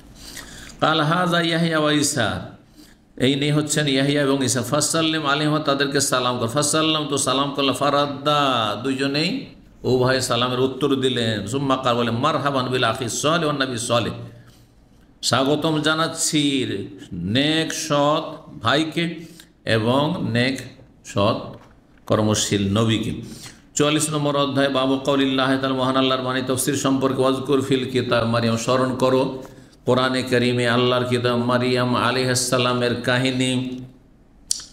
এদিন তাবাজাত মিন আহলিয়া, যখন তিনি নিরালায় চলে গেছিলেন, নিজ পরিবার থেকে বেরিয়ে, বাড়ি থেকে বেরিয়ে নিরালায় নির্জনে চলে গেলেন। মাকানান শারকিয়া, পূর্ব দিকে, বাড়ির পূর্ব দিকে বা গ্রামের পূর্ব দিকে একটি নির্জন নিরালায় একাই চলে গেলেন, যেখানে একাই তিনি। কারণ সমাজের লোক সব তুচ্ছতাচ্ছিল্য করছে, ভর্ৎসনা দিচ্ছে, এটা কি করলে, আর অমুকের মেয়ে এত পর্দানসীন ছিল, এত ভালো ছিল, আবার এই গর্ভ কি করে ধারণ করলো, কত রকমের যে সমালোচনা, কত যে কষ্ট পেতে হয়েছে। সুবহানাল্লাহ। ঈসা আলাইহিস সালামের মা মারিয়াম আলাইহিস সালাম কি, এই জন্য তিনি বাড়ি থেকে বেরিয়ে কোথায় চলে গেছেন? নিরালায় নির্জনে তিনি চলে গেছিলেন, পূর্ব দিকে জনপদের। সূরা মারইয়াম আয়াত নম্বর 16, ইয কালাতিল মালায়েকাতু, তখন মালায়েকা বলেছিলেন, ইয়া মারইয়াম ইন্নাল্লাহা ইউবাশশিরুকা বিকালিমাহ, যখন প্রথম তাকে সুসংবাদ দেওয়া হয়। জিবরাইল আলাইহিস সালাম আসেন মানুষের রূপ ধারণ করে, আর তারপরে সুসংবাদ দেয়। ফেরেশতারা বলেছিলেন, তো জিবরাইল আলাইহিস সালাম ছিলেন প্রধান এবং তার সাথে আরও ফেরেশতারা ছিলেন, এই জন্য এখানে বহু বচন বলা হয়েছে। কিন্তু অন্য আয়াতে যে সূরা মারইয়াম রয়েছে, সেখানে জিবরাইল স্বয়ং ছিলেন, আর এসে বলেছেন, যেমন সামনের দিকে আসবে। তো হে মারিয়াম, ইন্নাল্লাহা ইউবাশশিরুকি, আল্লাহ তোমাকে সুসংবাদ দিচ্ছেন একটি বাক্যের, একটি কালেমার, মানে একটি কালেমার দ্বারা, কথার দ্বারা আল্লাহ তোমাকে তোমার গর্ভে এক সন্তান দিতে চান একটি কথা দ্বারা, সেটা হচ্ছে কোন হয়ে যাও। মারিয়ামের পেটে গর্ভ ধারণ করো, কোন হয়ে যাও, হয়ে এখন গর্ভ ধারণ করে নিলাম কালেমা দিয়ে। মা আছে, হ্যাঁ, মানে নারী আছে কিন্তু বাপ নেই। এভাবে আল্লাহ সৃষ্টি করে দেখিয়ে দিলেন এখানে। ঈসা আলাইহিস সালাম সৃষ্টি এরকম। আর পুরুষ আছে, নারী নেই। যেমন পুরুষ আছে কিন্তু নারী নেই। হাওয়া আদম আলাইহিস সালামের স্ত্রী, জি হ্যাঁ, এটা পুরুষ আছে, পুরুষ নেই, নারী নেই, সৃষ্টি করে দিলেন আদম। তিনটি আল্লাহ রাব্বুল আলামিনের ব্যতিক্রম সৃষ্টি, অসাধারণ সৃষ্টি আল্লাহ করে দেখিয়েছেন। তারপর একটা সিস্টেম আল্লাহ তৈরি করে দিয়েছেন যে নর আর নারীর মিলনের মাধ্যমে কি হবে, প্রজন্ম বাড়বে, ছেলে মেয়ে ভূমিষ্ঠ হবে বা জন্ম নেবে। জি, তো আল্লাহ রাব্বুল দেখিয়ে দিয়েছেন তার কুদরতের বহিঃপ্রকাশ। তো বলছেন এখানে যে একটি কালেমার তোমাকে সুসংবাদ দিচ্ছেন। জি, ইসমুহুল মাসিহ ঈসা, তার নাম হবে আল মাসিহ, হ্যাঁ, সত্যবাদী যিনি হবেন, হ্যাঁ, আর তার উপাধি মাসিহ। ঈসা বিন মারিয়াম, মারিয়াম পুত্র ঈসা। ঈসা বিন মারিয়াম পুত্র কেন বলা হয়েছে? বাপের নামের সাথে সম্পৃক্ত কেন করা হয়নি? কারণ বাপ নেই সেই জন্য। আর যাদের বাবা আছে তাদেরকে বাবার সাথে সম্পৃক্ত করতে হবে, মায়ের সাথে সম্পৃক্ত করা জায়েজ নয়। স্বামীর সাথে সম্পৃক্ত করা বিয়ের পরে জায়েজ নয়, এটা খ্রিস্টানদের সংস্কৃতি সভ্যতা। কথা বোঝা গেছে না? কিন্তু যদি জারুর সন্তান হয়, দেন আজকাল এমন আছে যে জারুর সন্তান, তাহলে বাপের পরিচয় নেই, তখন মায়ের সাথে সম্পৃক্ত করা যায়। অমুকের ছেলে তখন বলা যায়, তখন মায়ের সাথে সম্পৃক্ত করে বলা যায়। তো এখানে বলছেন তারপরের আয়াত নম্বর 45 ছিল। তারপর ইন্নাল্লাহ আস্তাফা আদমা, নিশ্চয় আল্লাহ মনোনীত করেছেন আদমকে আর নূহকে আর ইব্রাহিমের বংশধরকে আর ইমরানের বংশধরকে আল্লাহ বিশ্ব জগতের ওপর শ্রেষ্ঠত্ব দিয়ে। এদেরকে আল্লাহ সারা বিশ্বের সমস্ত মানুষের ওপর ফজিলত দিয়েছেন। কাকে? 1 নম্বর আদমকে, তিনি প্রথম মানুষ, নিজ হাতে আল্লাহ তৈরি করেছেন, সৃষ্টি করেছেন। নূহ আলাইহিস সালামকে আল্লাহর বিভিন্ন বৈশিষ্ট্য দিয়ে আল্লাহ রাব্বুল শ্রেষ্ঠত্ব দান করেছেন। আর তারপরে ইব্রাহিমের বংশধরকে, তারপরে যত নবী রাসূল এসেছেন সব ইব্রাহিমের বংশে এসেছেন। আলে ইমরানের বংশধর, ইমরানের বংশে মারিয়াম, ঈসা। জি, বিশ্বজগতের ওপর।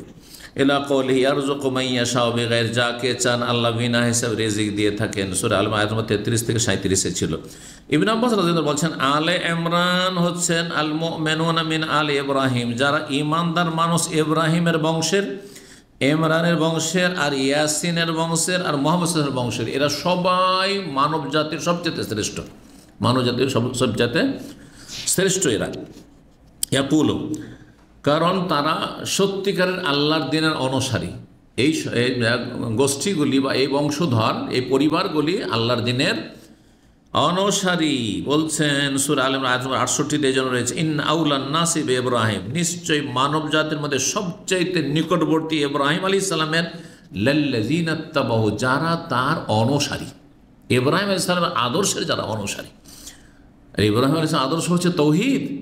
ইব্রাহিমের আদর্শ হচ্ছে শিরকে নির্মূল করা, শিরকের অস্তিত্ব না রাখা জমিনে। এই জন্য ইব্রাহিম আলাইহিস সালাম নিজে মূর্তি ভেঙে গুড়িয়ে দিয়েছেন, বাপের তৈরি করা মূর্তি।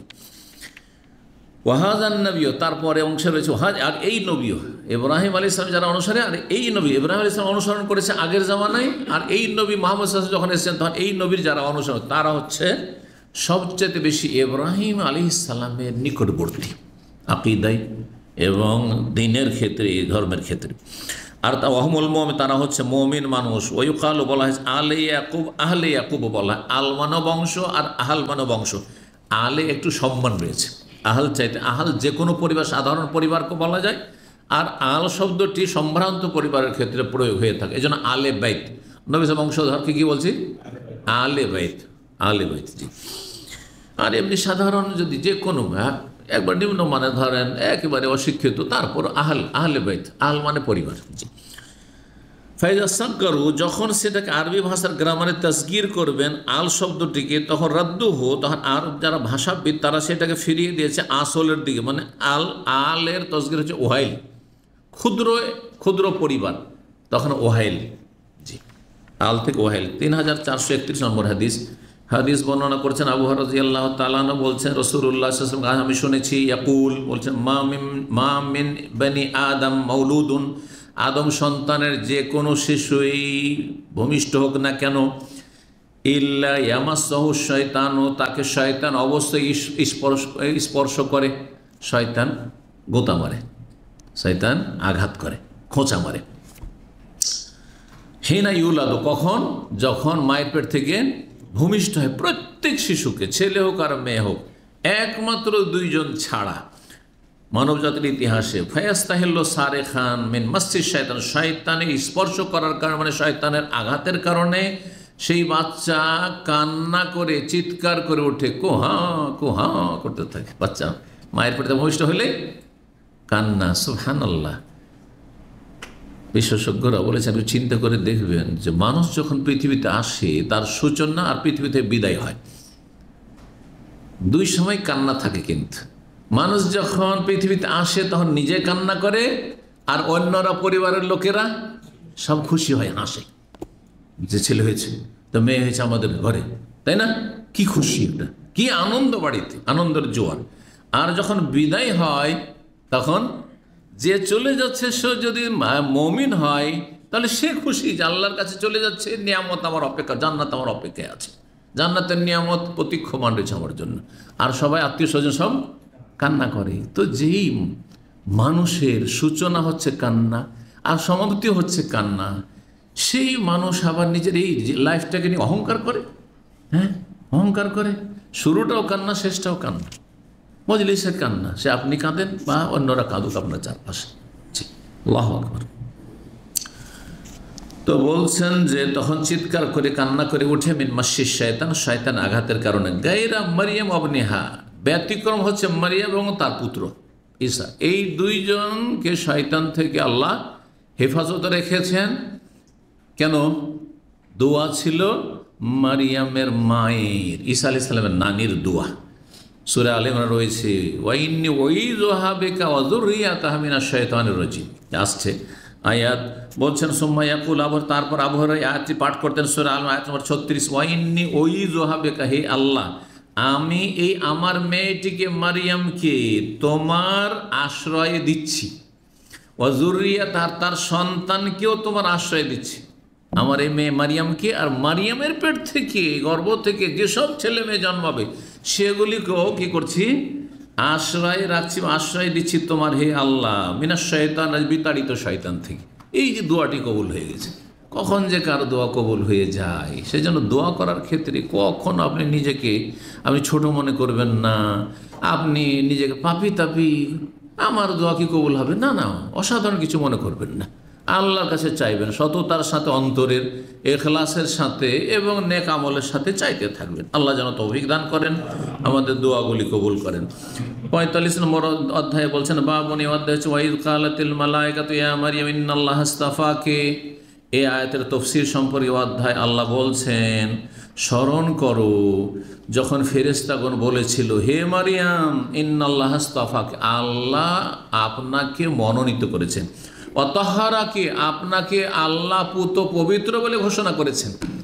মানুষরা সন্দেহ করেছে, মানুষরা গুজব রটাচ্ছে, মানুষরা বিভিন্ন রকম ভৎসনা দিচ্ছে যে আরে মারিয়াম কি কাজ করলে তুমি, তোমার মাও তো এরকম ছিল না, তোমার বংশেরও তো কেউ এরকম অসতী ছিল না, তুমি কেন এরকম কাজ, কোথা থেকে পেটে বাচ্চা নিয়ে আসলে? হ্যাঁ, আল্লাহ তোমাকে পবিত্রতা দান করেছেন। তাহার ওয়াস্তাফাকে আলা নিসাইল আলামিন, বিশ্বজগতের যত নারী রয়েছে সবার ওপর তোমাকে শ্রেষ্ঠত্ব দিয়ে আল্লাহ মনোনীত করেছে। ইয়া মারিয়াম, সুতরাং হে মারিয়াম উকনুতি লিরাব্বিকি, রবের তুমি আনুগত্য করো, রবের আনুগত্য করো মানে তুমি ইবাদতবন্দি করতে থাকো, কুনুত মানে ইবাদত হয়, ইবাদতবন্দি করতে থাকো। ওয়াসজুদি, সিজদা করো, ওয়ারকাই, মার রাখা, রুকুকারীদের সাথে রুকু করো। তাতে তারপরে আয়াতগুলি তো রয়েছে, আয়াত নম্বর 42 থেকে 44 সূরা আলে ইমরানে আইয়ুহুম ইয়াকফুল মারিয়াম, মারিয়াম মের জন্ম হইল, মা মানত করেছিলেন, হ্যাঁ ওয়াইদ কালাত ইমরাতু ইমরানা, হ্যাঁ রব্বে ইন্নী নাযারতু লাকা মা ফি বাতনি মুহাররার, যখন গর্ভধারণ করলেন মারিয়ামের মা, হ্যাঁ হান্না তাফসীর কিতাবে তার নাম এসছে, তখন আল্লাহর কাছে মান্নত করেছিলেন। যদি ইসলামে মান্নত করার কোনো ফায়দা নেই, যে মান্নত করতে নিষেধ করা হয়েছে, মান্নত করে নিলে পুরা করা ফরজ যদি জায়েজ মান্নত হয়, কিন্তু মান্নত করে কোনো লাভ হয় না, বরং দান সাদকা করলে লাভ হয়। মশলা জেনে রাখতে হবে। এই জন্য যারা জ্ঞানী মানুষ দিন সম্পর্কে জানে তারা মান্নত করেন, আল্লাহ সৌদি আরব যদি চলে যেতে পারি তো একটা গরু জবাই করে খাওয়াবো, এতে কোনো নেকি হইল না, কিন্তু মান্নত পুরা করা ফরজ হয়ে গেল। বরং আল্লাহ আমাকে আমার মনের আশাটা পূরণ করে দাও, আমি সৌদি আরবে যেতে চাইছি, ভালো একটা চাকরি মেলে দাও আল্লাহ, আমি খাওয়াই দিলাম, এখনই সাদকা করে দিলাম, এই গরিবকে দিয়ে দিলাম, এই গরু জবাই করে খাওয়াই দিলাম, তো এই গরিবের বাড়ি আমি 10,000 টাকা 5,000 টাকা দিয়ে দিলাম। আগে সাদাকা করে, সাদাকাতে লাভ আছে, বালা মুসিবত দূর হয়, মনের আশা পূরণ হয়। পক্ষান্তরে মান্নত করলে হাদিসে কি রয়েছে, ইউস্তাখরাজু বিহি মিনাল বাখিল, কৃপণের ধন সম্পদ বের করা যায়। কারণ এখন সে নিরুপায়, ওকে দিতেই হবে।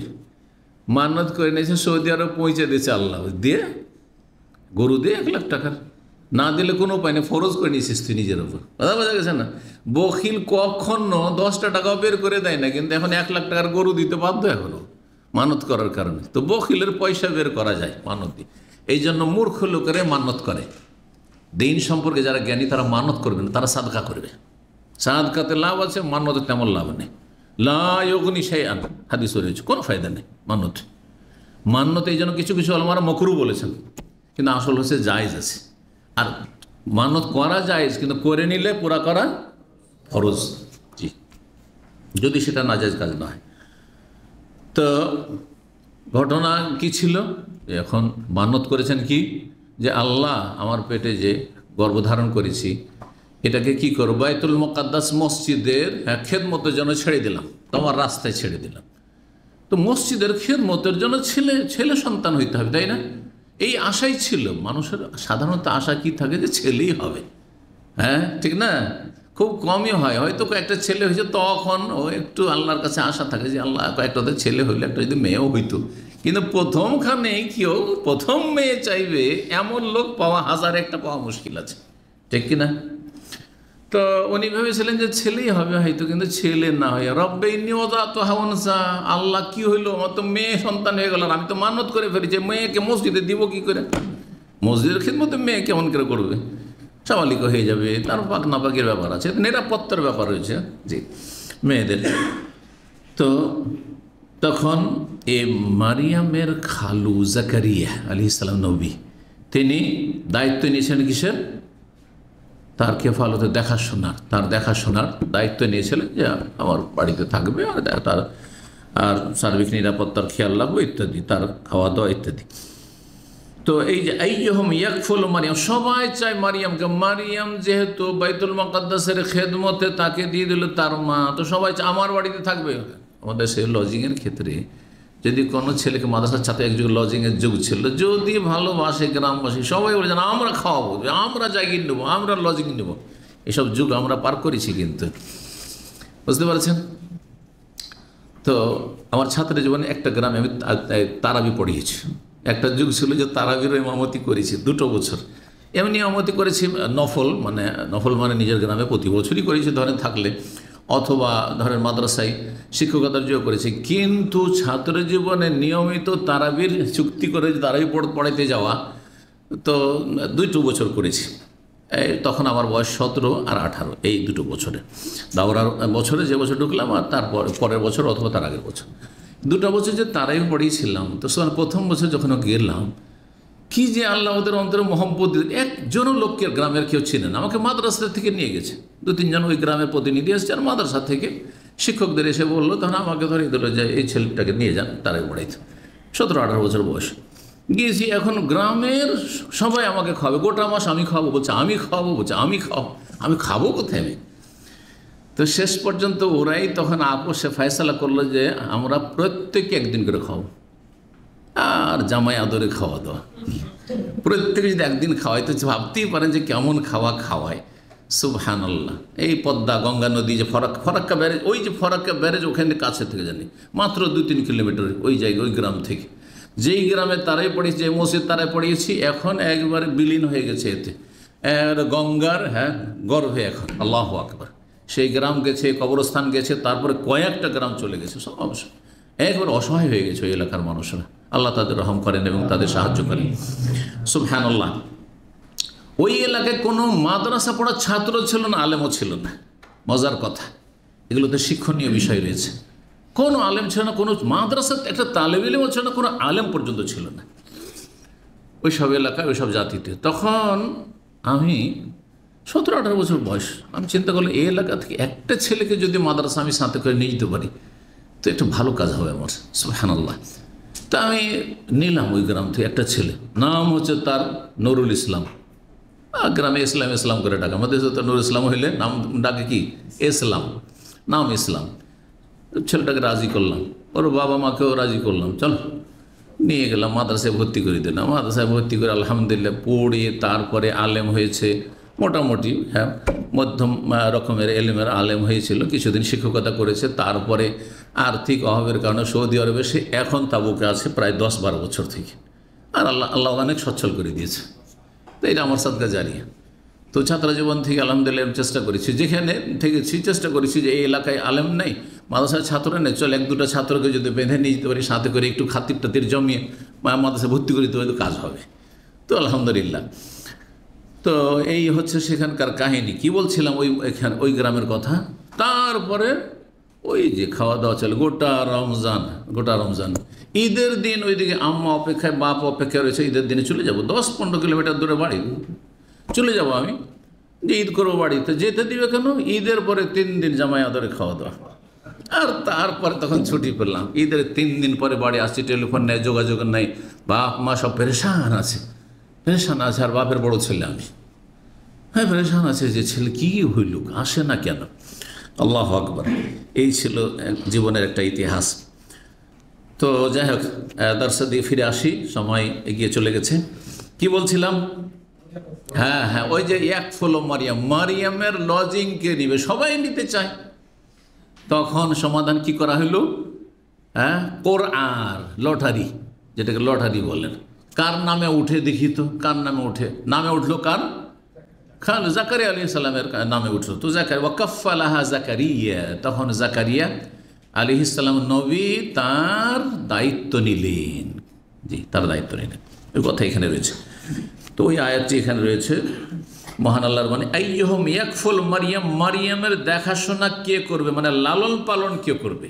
মারিয়াম যে নাবালিকা আর মসজিদের খেদমতে থাকবে, মসজিদে ঝাড়ু দিয়ে পরিষ্কার পরিচ্ছন্ন করবে, তো কে দেখাশোনা করবে, কার বাড়িতে থাকবে? বাড়ি দূরে ছিল তার মায়ের, তার মানে সেখান থেকে। ইয়কালো আরবি ভাষায় বলা হয় ইয়াকফুলু, মানে ইয়াদুম্ম, মানে নিজের সাথে মিলিত করা। যেই ছেলে মেয়েকে লালন পালন করে নিজের সাথে মিলিত করে মানুষ, এই জন্য কাফালা একফুলের অর্থ হয় মিলিত করা। কাফালাহা মানে দম্মাহা, মানে নিজের সাথে মিলিয়ে নেওয়া। পরের ছেলেকে নিজের সাথে মিলিয়ে নিল, মানে লালন পালন শুরু করলেন। মুখাফফাতুন, কাফালাহা হয় আর কাফালাহা দুটোই হয়। বলছেন লাইসা মিন কাফালাতি দুয়ুন অশিবহা, আর একটি অর্থ হয় কেফালার, সেটি হচ্ছে আজকাল তো এখানে সৌদি আরবে কফালা হচ্ছে, আপনারা কফালা বলছেন, আসলে আরবিটি কেফালা। কাফালা এক ফল থেকে মানে কফিল হওয়া। হ্যাঁ, এক কফিল থেকে আর কফিলে যাচ্ছেন, মানে আমি কফালা হয়েছি বলছেন না? হ্যাঁ, কফিল মানে আপনার দায়িত্বশীল, মানে স্পন্সর। বিদেশে থাকলে কোনো একজন সেই দেশের নাগরিকের নামে থাকতে হবে, আপনি স্বাধীন থাকতে পারবেন না যেহেতু আইনে, দেশের আইনে, সেই জন্য একজন কি লাগছে, আপনার দেখাশোনার লোক লাগছে, মানে আপনার তত্ত্বাবধায়ক লাগছে, যার নামকরণ হয়েছে কফিল। এটা নতুন নাম। কিন্তু আর একটা কফালা রয়েছে ফিকার কেতাবাদিতে, হাদিসের কেতাব, সেটা হচ্ছে কাফালাতুদ দুয়ুন, ঋণের দায়িত্ব ভার গ্রহণ করা। ধরেন একজন ভাই এই টাকা পাবে আপনার কাছে, টাকা দিতে পারছেন না আপনি, আপনাকে এখন ধরে নিয়েছে যে না টাকা দিতে হবে, টাকা দিয়ে যান। আমাদের দেশে কিন্তু গ্রামে গেছে এরকম একসময় দেখেছি, গলায় গামছা দিয়ে ধরে নিয়েছে, টাকা দিয়ে যায় এখান থেকে, না হলে ছাড়বেন না। এখন করবেনটা কি? তোর পদ্ধতি হচ্ছে যে আপনার আপনজন প্রিয়জন কেউ আছে, বা আপনার কেউ হিতাকাঙ্ক্ষী আছে, বা কারো অন্তরে মায়া হয়েছে, ভাই ওকে ছেড়ে দাও, কত টাকা পাবে, এত টাকা আমার দায়িত্বে থাকলো, আমার জিম্মায় থাকলো। এটার নাম কাফালা। কাফালা তো ঋণের দায়িত্ব গ্রহণ করা, যে সে যদি না দেয় এত তারিখের মধ্যে, তো সেটা আমি দেবো, অথবা তার কাছ থেকে আমি নিয়ে দেবো এত তারিখ পর্যন্ত, সে না দিলে আমার কাছে নিয়ে হতো, ওকে বলতে যেও না। এর নাম হচ্ছে, এরও নাম কাফালা। তাহলে একটা কাফালা হচ্ছে ঋণের কাফালা, আর একটা হচ্ছে লালন পালন নয় কাফালা হয়, আর একটা এই যে আপনার কফিল সিস্টেমের কাফালা। বুঝতে পারছেন না যে এই শব্দটি, এই কফিল সিস্টেমের কাফালাটা ওই শব্দগুলি থেকে এসছে। জি, তত্ত্বাবধান। অশিবে বলছেন লাইসা, এখানে যে সূরা আলে ইমরানে ওয়াকাফালাহা বা আইয়াহুম ইয়াকফুলু মারইয়াম, মারইয়ামের লালন পালন কে করবে, এটা ঋণের কাফালা নয়, ঋণের দায়িত্ব বোঝা নেওয়া নয়, বরং এটি হচ্ছে লালন পালনের অর্থে। 3432 নম্বর হাদিস বর্ণনা করছেন আব্দুল্লাহ বিন জাফর রাদিয়াল্লাহু তাআলা আনহুমা, বলছেন সামিউতু আলিয়ান, আমি আলী রাদিয়াল্লাহু তাআলা আনহুর কাছে শুনেছি। জাফর, জাফর আর আলী কে সম্পর্কে ভাই, জাফর বিন আবি তালেব আর আলী বিন আবি তালেব, আর জাফরের ছেলে আবদুল্লাহ, তাহলে আবদুল্লাহ তার চাচা আলী রাদিয়াল্লাহু তাআলা বর্ণনা করছেন। বলছেন আলী রাদিয়াল্লাহু বলছেন সামিউতু নবী সাল্লাল্লাহু আলাইহি ওয়াসাল্লাম, নবী সাল্লাল্লাহু আলাইহি ওয়াসাল্লাম বলতে শুনেছি, খায়রু নিসাইহা মারইয়াম ইবনাতু ইমরান, পৃথিবীর নারীদের মধ্যে সবচাইতে উত্তম নারী হচ্ছেন ইমরানের কন্যা মারিয়াম। ইমরানের কন্যা মারিয়াম, জি। মা ছিল হান্না, যার তাফসীরে নাম এসছে, আর মারিয়ামের বাবার নাম তাহলে কি ছিল, ইমরান। ওয়াইজ কালাত ইমরাতু ইমরান, ইমরানের স্ত্রী যখন দোয়া করেছিল আল্লাহর কাছে, মান্নত করেছিল এবং দোয়া করেছিল। জি। ওয়াখাইরু নিসাইহা, পৃথিবীর নারীদের মধ্যে উৎকৃষ্ট নারী, উত্তম নারী হচ্ছেন খাদিজা রাদিয়াল্লাহু তাআলা আনহা। তো খাদিজাকে আল্লাহ শ্রেষ্ঠত্ব দিয়েছেন, আর মারিয়ামকে আল্লাহ শ্রেষ্ঠত্ব দিয়েছেন। আর একটি হাদিসে রয়েছে যে আসিয়া, ইমরান ফেরাউনের স্ত্রী আসিয়া রাদিয়াল্লাহু তাআলা, তাকেও আল্লাহ শ্রেষ্ঠত্ব দিয়েছেন। মহিলাদের মধ্যে অল্প মহিলাকে আল্লাহ পৃথিবীতে শ্রেষ্ঠত্ব দিয়েছেন, কিন্তু নবী বানাননি, তবে আল্লাহ অনেক মর্যাদা দিয়েছেন তাদেরকে, তারা পূর্ণতা অর্জন করেছে ঈমান আমলের ক্ষেত্রে এবং আল্লাহ সান্নিধ্য লাভের ক্ষেত্রে। পক্ষান্তরে পুরুষদের মধ্যে অনেকেই পূর্ণতা লাভ করেছে, তার মানে অনেক নবী রসুল হয়েছেন, তারপর অনেক সিদ্দিকিন, সোহাদা, অনেক শ্রেষ্ঠ আল্লাহর বান্দারা রয়েছেন। জি, 46 নম্বর অধ্যায়, 46 নম্বর অধ্যায়, বাবু কলিল্লাহ তাআলা, অধ্যায় হচ্ছে মহান আল্লাহর বাণী সম্পর্কে। ইয কালাতিল মালায়েকাতু, স্মরণ কর যখন ফেরেশতারা বলেছিল মারিয়ামকে, ইন্নাল্লাহ ইউবাশশিরুকি, নিশ্চয় আল্লাহ আপনাকে সুসংবাদ দিচ্ছেন, বেকালিমাতিন, এমন একটি কথার, মিনহু, তাঁর পক্ষ থেকে, মানে আল্লাহর পক্ষ থেকে। আল্লাহ কোন বলবেন, আপনি গর্ভধারণ করবেন। জি, ফেরেশতারা এসে বলছেন, ইসমহু, যার নাম হবে আল মাসিহ ঈসা বিন মারিয়াম, মাসিহ উপাধি, আর নাম হচ্ছে ঈসা, মারিয়াম পুত্র ঈসা আলাইহিস সালাম আলাইহিস সালাম। আল্লাহ বলেছিলেন, হ্যাঁ, কুন ফায়াকুন, ইন্নামা আমরুহু ইযা আরাদা শাইআন আন ইয়াকুলা লাহু কুন ফায়াকুন। আল্লাহ যে কোনো কাজের ক্ষেত্রে কি করেন, কুন ফায়াকুন, কোন হও, তখন হয়ে পড়ে। সূরা আলে ইমরান আয়াত 45-47 রয়েছে।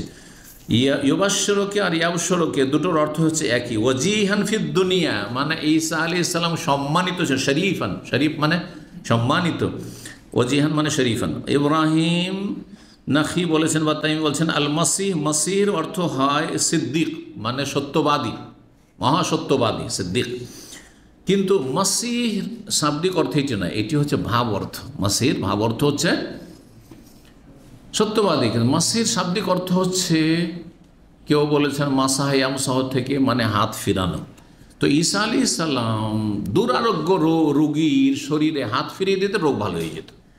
জন্মান্ধ, মায়ের পেট থেকে অন্ধ, আকমা, হাত ফিরিয়ে দিতেন, দৃষ্টিশক্তি ফিরে আসতো।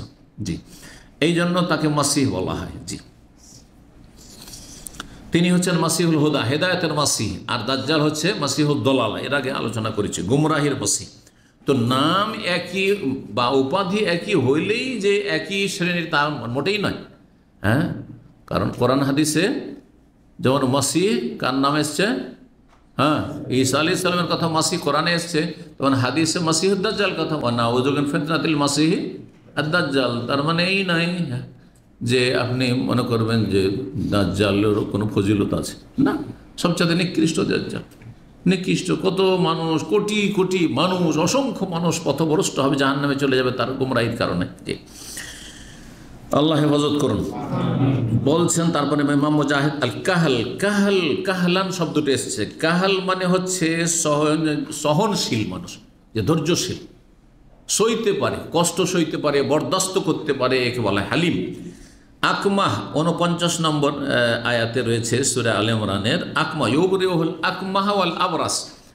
ঈসা আলাইহিস সালাম জন্মান্ধ রোগীর, জন্মান্ধের কি করতেন? দৃষ্টিশক্তি ফিরিয়ে দিতে পারতেন। হাত ফিরিয়ে দিলেন, চোখের সাথে সাথে দেখতে পাচ্ছে। আকমার একটি তাফসীর হচ্ছে জন্মান্ধ, আর একটি তাফসীর মাইয়ুবসির বিন নাহার ওয়ালা ইউবসির বিল লাইল, যে দিনে দেখে রাতে দেখেন, মানে রাত কানা। রাত কানা, একসময় রাত কানার কথা আমরা ছোটকালে খুব শুনতাম। কিছু সমস্যা হলে, রাত অন্ধকার হলে দেখতে পান, রে এই ছেলেটা রাত কানা রে, রাত কানা রে, এরকম বলতো। বিভিন্ন ভিটামিন কমে যাওয়ার কারণে এটা হয়। তখন তো ওগুলো বুঝতো না, গ্রামে গেছে কোনো চিকিৎসা নেই, কিচ্ছু নেই, দেখতে পান একটু ভিটামিন খাওয়াইতে হবে, ডাক্তার দেখাতে হবে, কিছুই নেই, ও রাত কানা হয়ে গেছে। ওয়াকাল গায়রু, কেউ কেউ বলেছেন মাইয়ুলাদু আমা, যে অন্ধ হয়েই জন্ম নিয়েছে, ভূমিষ্ঠ হয়েছে, তাকে আকমাহ বলা হয়। তার জন্মান্ধর কোনো চিকিৎসা নেই আজকাল পৃথিবীতে, কোনো চিকিৎসা নেই যে মায়ের পেট থেকে অন্ধ হয়ে জন্মে যার দৃষ্টিশক্তি কোনো এর চিকিৎসা ফিরিয়ে দেবে না। তবে এক সময় দেখতে পেত, আর তারপরে দৃষ্টিশক্তি চলে গেছে, হতে পারে দৃষ্টিশক্তি ফিরে আসতে পারে। কিন্তু ঈসা আলাইহিস সালাম মুজিজা কি ছিল? যে মায়ের পেট থেকে অন্ধ ভূমিষ্ঠ হয়েছে, তারপরেও দৃষ্টিশক্তি ফিরে যেত। 3433 নম্বর হাদিস বর্ণনা করছেন আবু মুসা আশআরী রাদিয়াল্লাহু তাআলা আনহু, বলছেন কালান নবী সাল্লাল্লাহু আলাইহি ওয়াসাল্লাম, নবী সাল্লাল্লাহু আলাইহি ওয়াসাল্লাম বলেন, ফাজলু আয়েশা তাআলা নেসকা ফাজলি সারিদ আলা সাইরিত তাম, আয়েশা রাদিয়াল্লাহু তাআলা আনহার ফজিলত, শ্রেষ্ঠত্ব সমস্ত নারীদের উপর ওই রকমই যেমন সারিদ নামক খাবারের ফজিলত বা শ্রেষ্ঠত্ব রয়েছে সমস্ত অন্য অন্য খাদ্যের ওপর, খাবারের ওপর। আরব দেশে তখনকার যুগ, এখনকার যুগের সাথে মিলাইলে হবে না, বোঝা গেছে না? এমন কিয়ামত পর্যন্ত বলে শরীর সবচেয়ে উত্তম খাবার চলবে, কথা যে অবাস্তব কথা। যুগোপযোগী খাদ্যের কথা বলেছেন। তখনকার যুগে যদি বার্গারের কথা বলে, ফাস্টফুডের কথা বলে, তো মানুষরা তো চমকে যাবে যে কী বলছে রে, পাগল হয়েছে নাকি, বলবে না? চিন্তা করুন তো, মোবাইল আসার আগে যদি বলতো এমন একটা সময় আসবে আর সেখানে মোবাইল হবে, তারপরে ইন্টারনেট হবে, তো বলছি পাগল হয়েছে, মাথা খারাপ হয়ে যাকে নিয়ে যা, পাবনা নিয়ে যা, বলতো না?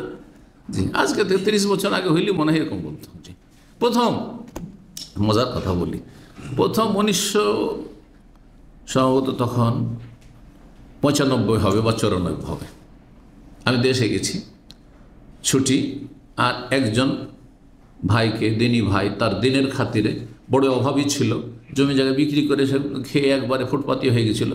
তো খুব ধরলো আমাকে যে একটা কোনো ভিসার ব্যবস্থা করে দেন। তখন ফ্রি ভিসাও পাওয়া যেত, মাশাআল্লাহ, পয়সা দিয়ে কিনতে হতো না, আমি পয়সা দিয়ে কেনা কাউকে নিয়ে আসিনি। তো কিছু শাইখেরা ভালো মানুষ, ধার্মিক, এসে বলতো শাইখ একটা ভালো মানুষ এনে দেন। আমি ঠিক আছে, এনে দিচ্ছি। তো ওকে লাগিয়েছে, আলহামদুলিল্লাহ রিকভার করে গেছে, যেটুকু সে বেঁচে টেচে খেয়ে একবারে মানে ফুটপাতে নেমে গেছে, আল্লাহ ওকে সচ্ছল করে দিয়েছে, মাশাআল্লাহ। তো সে তার কফিলের সাথে রিয়াজ থেকে আমাকে টেলিফোন দিচ্ছে। তখন প্রথম এসেছিল কার ফোন, নাম শুনেছি এক সময়, এখানে যারা 25-30 বছর আছেন তার নাম শুনেছে। যখন এমনি বাড়ির বাসার যে টেলিফোন, ল্যান্ড টেলিফোনের পরে একটা কার টেলিফোন আসলো, এই বড়, তাও দাম কত জানে? 7,000-8,000 রিয়াল তখন দাম ছিল, সেটা মূল্য ছিল। কার ফোন ছিল, তো কারে সেটা সেখান থেকে কল করা যায়, আর ওখান থেকে কল দিচ্ছে, আর সে যে কত খুশি, বলছে এই যে জানেন আমি কল দিচ্ছি আপনাকে, কোনো বাসা থেকে নয়, এই কফিলের গাড়িতে বসে আছি, আর ওনার মোবাইল থেকে লাগিয়ে দিয়েছে, আপনার সাথে কথা বলছি।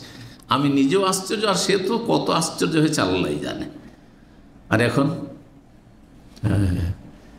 এই দাম্মামে আসার পরে প্রথম যুগে আমার কাছে, আমি একটু একটু করে ওপরে এসেছি।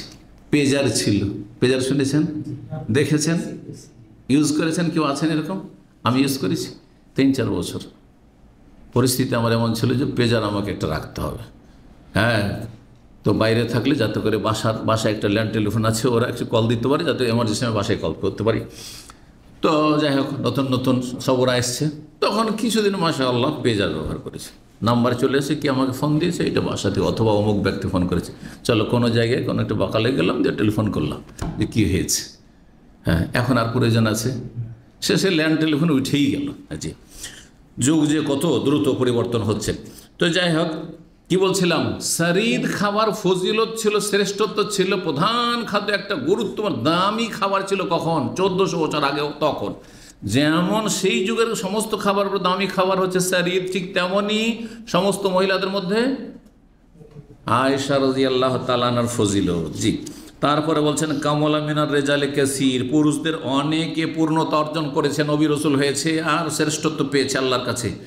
ওয়ালাম ইয়াকমুল মিনান নিসা, নারী জাতির মধ্যে পূর্ণতা অর্জন করতে পারেনি একমাত্র হাতে গোনা কয়েকজন। এক হচ্ছেন মারিয়াম বিনতে ইমরানের কন্যা মারিয়াম, আসিয়া ইমরাতে ফেরাউন, আর এক হচ্ছেন ফেরাউনের স্ত্রী আসিয়া রাদিয়াল্লাহু তাআলা আনহা। 3434 নম্বর হাদিস বর্ণনা করছেন আবু হুরায়রা রাদিয়াল্লাহু তাআলা আনহু। তিনি বলছেন সামিউতু রাসূলুল্লাহ সাল্লাল্লাহু আলাইহি ওয়াসাল্লাম ইয়াকুল, রাসূলুল্লাহ সাল্লাল্লাহু আলাইহি ওয়াসাল্লামকে বলতে শুনেছি। তিনি বলেন নেসা ও কোরাইশিন খায়রু নেসা, কোরাইশ বংশের নারীরা হচ্ছেন সবচাইতে উত্তম নারী, সম্মানিত, শ্রেষ্ঠ নারী। খায়রু নেসা, কোরাইশ বংশের নারীরা হচ্ছে শ্রেষ্ঠ নারী জাতির মধ্যে।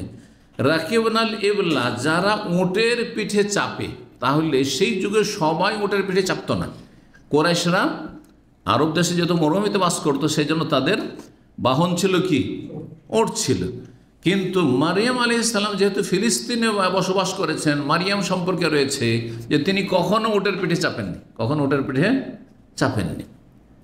আমরা উপমহাদেশে উটের পিঠে চেপেছি, কেউ হয়তো শখ করে চেপেছেন, সেটা আলাদা কথা। তো ঠিক ওই রকমই মহিষের পিঠে যদি বলে তাহলে ঠিক আছে, আমার মহিষের পিঠে চেপে। আরবরা কেউ মহিষের পিঠে চেপেছে? আমরা মহিষের পিঠে চেপেছি, বুঝছেন না? কারণ আমাদের দেশে মহিষ ছিল। তো যাই হোক, তো বলছেন যে তারা রাকিবনাল ইবলা, এই কোরাইশ বংশের মহিলারা উটের পিঠে চাপে। আহনাহু আলা তিফলিন, এবং তারা তাদের শিশুদের প্রতি মমতাময়ী। তারা শিশুদের খুব মায়া মমতা করে, মানে বাচ্চাদেরকে, ছেলে মেয়েদের, কচি কাচাদের খুব বেশি ভালোবাসে। বাচ্চাদেরকে ভালোবাসার যোগ্যতা, এটাও একটা যোগ্যতা, সবাই পারে না। সবাই বাচ্চাদেরকে আদর স্নেহ করতে পারে না, পুরুষ হোক আর নারী হোক।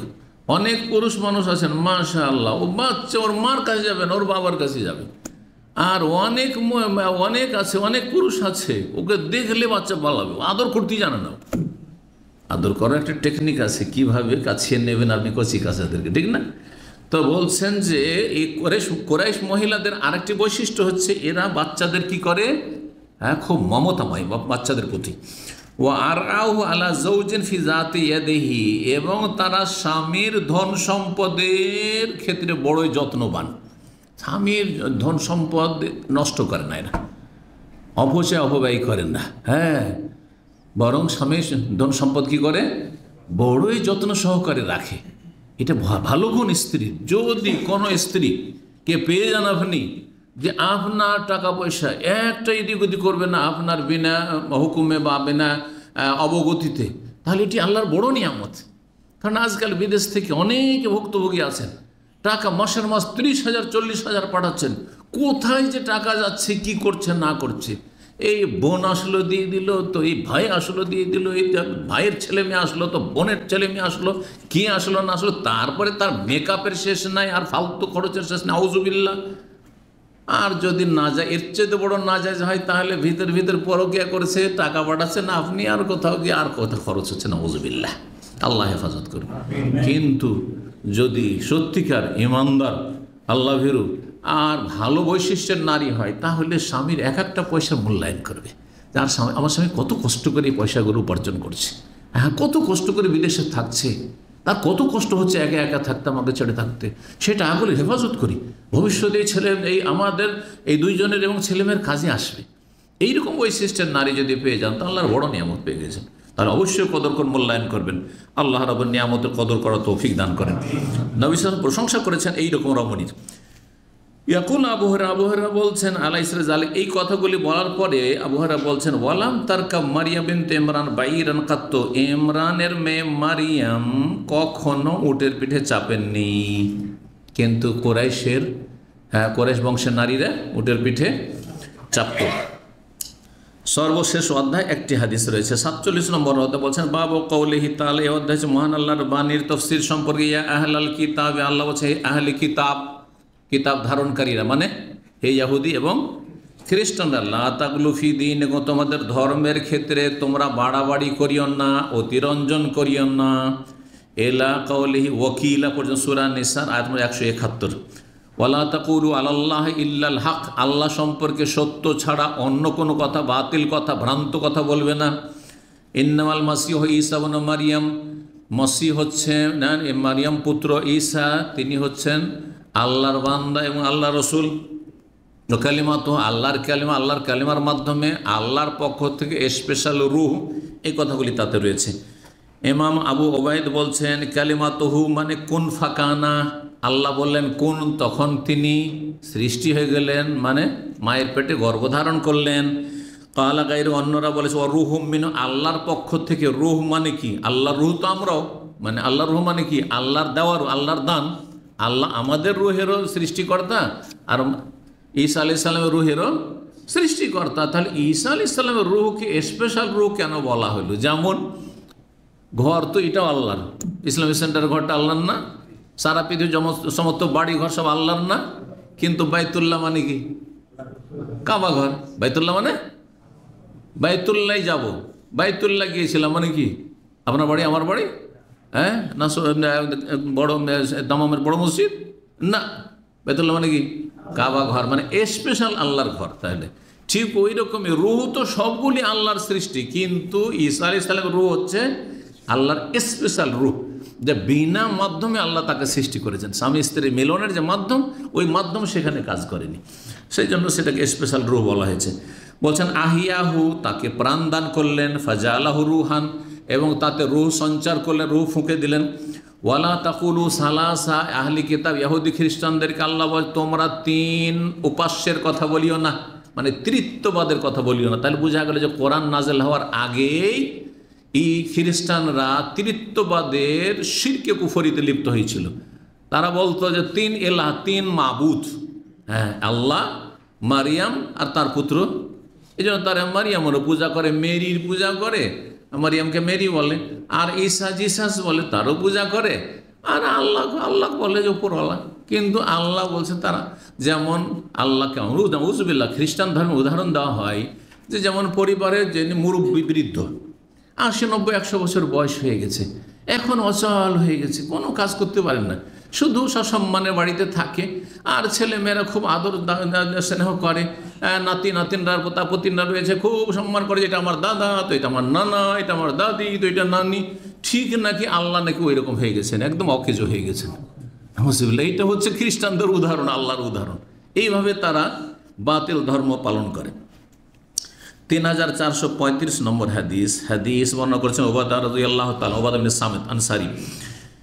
নবী সাল্লাল্লাহু আলাইহি ওয়াসাল্লাম বলেন মান শাহিদা আল্লা ইলাহা ইল্লাল্লাহু ওয়াহদাহু লা শারীকা লাহু, যেই ব্যক্তি সাক্ষ্য প্রদান করবে যে আল্লাহ ছাড়া কোনো সত্য মাবুদ নেই, তিনি এক ও একক, তার কোনো শরীক নেই, ওয়া আন্না মুহাম্মাদান আবদুহু ওয়া রাসূলুহু, মুহাম্মদ আল্লাহর বান্দা এবং রাসূল, ওয়া আন্না ঈসা আবদুল্লাহ ওয়া রাসূল, আর সাক্ষী দেবে যে আল্লাহর বান্দা হচ্ছেন ঈসা এবং রাসূল। হ্যাঁ, ঈসা আলাইহিস সালাম আল্লাহর পুত্র না, আল্লাহর কি? আবদুল্লাহ, বান্দা এবং রাসূল। ওয়া কালিমাতুহু, এবং তার কালেমার মাধ্যমে তিনি সৃষ্টি হয়েছেন। আলকাহা ইলা মারিয়ামা, যেই বাক্যটিকে আল্লাহ নিক্ষেপ করেছিলেন, মানে প্রেরণ করেছিলেন, পাঠিয়েছিলেন মারিয়ামের উদ্দেশ্যে। আল্লাহ কি বললেন? কোন সৃষ্টি হয়, এটি আল্লাহ নিক্ষেপ করান। ও রুহুম মিনহু, তার পক্ষ থেকে স্পেশাল রূহ। আরও সাক্ষ্য প্রদান করবো ওয়াল জান্নাতু হাক্কুন, জান্নাত হচ্ছে সত্য, ওয়ান নারু হাক্কুন, জাহান্নাম হচ্ছে সত্য। এইগুলি যদি সাক্ষী দেয় তাহলে আল্লাহর তাওহীদের সাক্ষ্য দিল, তারপরে নবী সাল্লাল্লাহু আলাইহি ওয়াসাল্লামের রিসালাতের সাক্ষী দিল। ঈসা আলাইহিস সালাম আল্লাহর পুত্র যে খ্রিস্টানরা মনে করে, সেটাকে বাতিল বলে ঘোষণা করলো। আর কি বলল? সঠিক আকীদা তার সম্পর্কে বললো যে তিনিও আল্লাহর বান্দা এবং রাসূল, তার রিসালাতের সাক্ষী দিল। আর সাক্ষী কি দিল? জান্নাত জাহান্নাম সম্পর্কে, তার মানে আখেরাত পরকালের প্রতি বিশ্বাসের সাক্ষী দিল। পরকালে বিশ্বাসী, রিসালাতে বিশ্বাসী, আর তাওহীদে বিশ্বাসী। বোঝা গেছে না? তাওহীদ, রিসালাত, আখেরাত। ঈমানের রুকন কয়টি? 6টি। এই 6টির মধ্যে এই 3টি আগে, তিনটে আগে, আল্লাহর প্রতি ঈমান, রসুলগণের প্রতি ঈমান আর পরকালের প্রতি ঈমান। তিনটির মধ্যে বাকিগুলো সামিল হয়ে যাবে, তিনটির মধ্যে বাকিগুলো সামিল হয়ে যাবে। যেই ব্যক্তি আল্লাহর প্রতি ঈমানদার হবে, হয়ে গেল না, তাহলে তাওহীদটা ঠিক হয়ে গেল। 2 নম্বর কি? রেসালাত। রেসালাত মানে রসুলের প্রতি ঈমান, রসুলের প্রতি ঈমান। রেসালাত মানে কি? পয়গাম। তাহলে আল্লাহ পয়গাম পাঠিয়েছেন, পয়গাম কিসের আকারে পাঠিয়েছেন? কিতাবের আকারে পাঠিয়েছেন। তাহলে কিতাবের প্রতি ঈমান চলে আসলো। তাতে কিতাব, সেই কিতাবের ওহী কে নিয়ে এসছে? ফেরেশতা নিয়ে এসেছেন। তাহলে ফেরেশতার প্রতি ঈমান চলে আসলো তাতে, বুঝতে পেরেছেন? আর আখিরাতের কথা চলে আসলো। আর তারপরে 5টি হয়ে গেল, আর তারপরে শেষখানে তকদির। তাহলে এই 3টি বিষয় সবগুলি গুরুত্বপূর্ণ, কিন্তু আগে 3টি বিষয়, এই 3টি বিষয়ের কথা এখানে রয়েছে। ঈমান বিল্লাহ, তাওহীদ, রিসালাত আর আখিরাতের কথা, জান্নাত জাহান্নাম বলে দিই। কারণ আখিরাতে তো মেলা কিছু রয়েছে, কিন্তু তার মধ্যে গুরুত্বপূর্ণ হচ্ছে জান্নাত এবং জাহান্নাম। সবই গুরুত্বপূর্ণ, কিন্তু একটা আরেকটির সাথে বেশি গুরুত্বপূর্ণ। যদি এই সাক্ষীগুলো কেউ দেয়, তাহলে বাকিগুলো অস্বীকার করবে না। পুলসিরাত অস্বীকার করবে, জান্নাত জাহান্নাম মানি, পুলসিরাত মানি না, হ্যাঁ, হিসাব মানি না, না শাফাত মানি না, সবই মানবে। যদি এই সাক্ষ্য প্রদান করে আদখালাহুল্লাহুল জান্নাত, তাহলে আল্লাহ তাকে জান্নাতে প্রবেশ করাবেন। আলা মা কানা মিনাল আমাল, তার আমল যেমনটাই হোক না কেন, আমল বেশি হোক আর কম হোক, জান্নাত পাবে। তার তাওহীদ ঠিক আছে, কিন্তু আল্লাহ যে আমার মাবুদ এবং আমি যে রসুলকে বিশ্বাস করি, এর দাবি কি? যে আল্লাহর কমপক্ষে সর্বনিম্ন তো কিছু ইবাদত হইতে হবে, ঠিক কিনা? আর সে ইবাদতটি কার তরিকা হইতে হবে? মুহাম্মদ সাল্লাল্লাহু আলাইহি ওয়াসাল্লাম। কারণ তার রিসালাতের সাক্ষ্য প্রদান করলাম। সর্বনিম্ন ইবাদত মুসলিমের জীবনে, যার মাধ্যমে ইসলাম প্রকাশ পায়, আর কাফের থেকে আপনি ছাঁটাই হবেন, কাফের থেকে আপনি আলাদা হয়ে যাবেন, যে আপনাকে চেনা যাবে যে আপনি মুসলিম, কাফের না, হিন্দু না, খ্রিস্টান না। এটা কীভাবে? 5 ওয়াক্ত নামাজের মাধ্যমে। কারণ পাশাপাশি রুমে যদি এক অমুসলিম বাস করে, ও নামাজ পড়তে যাচ্ছেন না, আপনি নামাজ পড়তে যাচ্ছেন, এখানে পার্থক্য। যদি আপনিও নামাজ পড়ছেন না, আর খ্রিস্টান আর হিন্দুও নামাজ পড়ছেন না, আপনিও যাচ্ছেন না কখনো মসজিদ, হ্যাঁ, ওই খ্রিস্টান আর এই হিন্দুদের মতো, তাহলে কোনো পার্থক্য থাকলো না, তাহলে আপনি চিহ্নিত হলেন না। তাহলে আপনি খবিস থেকে তৈয়বকে আপনাকে তমিজ করতে হবে, পৃথক করতে হবে, বোঝা গেছে না? আর এটি সর্বনিম্ন মান হচ্ছে, মাপকাঠি হচ্ছে 5 ওয়াক্ত নামাজ। 5 ওয়াক্ত নামাজ, এই জন্য 5 ওয়াক্ত নামাজ ছাড়া শুধু এই কালেমার এই শাহাদাত দিয়ে জান্নাত পাওয়া যাবে না, এটা ভালো কথা। নামাজের পরে যদি কেউ চোরও হয়, ডাকাতও হয়, আর বিভিন্ন গুনাহ থাকে, কষ্ট করেও, মানে আযাব পেয়েও, কবর আযাব হোক, দুনিয়ার আযাব হোক, আর জাহান্নামের কিছু আযাব হোক, কিন্তু জান্নাত পাবে, জান্নাত পাবে। কিন্তু ইসলামের ঈমানের বহিঃপ্রকাশ হচ্ছে 5 ওয়াক্ত নামাজ। তো আরেকটি হাদিসে রয়েছে যে আদখালাহুল জান্নাহ, আল্লাহ জান্নাতে তাকে প্রবেশ করাবেন, মিন আবওয়াবিল জান্নাতি সামানিয়াতে আইয়ুহাশা, 8টি দরজা জান্নাতে রয়েছে, যেটা দিয়ে সে ঢুকতে চাইবে, যেটা দিয়ে প্রবেশ করতে চাইবে, 8টি দরজায় খুলে দেওয়া হবে। সুবহানাল্লাহ। আল্লাহ রব্বুল আলামিনের কাছে দোয়া করে আল্লাহ আমাদের গুনাহ খাতা মাফ করেন এবং বালা মুসিবত থেকে আল্লাহ হেফাজত করেন, জান্নাতুল ফিরদৌস দান করেন। ওয়া সাল্লাল্লাহু আলা সাইয়্যিদিনা মুহাম্মদ ওয়া আলা আলিহি ওয়া সাহবিহি আজমাইন। المسلمين والمسلمات والمؤمنين والمؤمنات والقانتين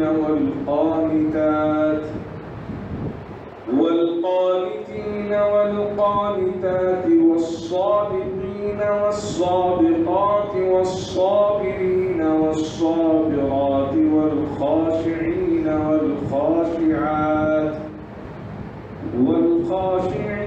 والخاشعات والمتصدقين والمتصدقات والصائمين والصائمات والحافظين فروجهم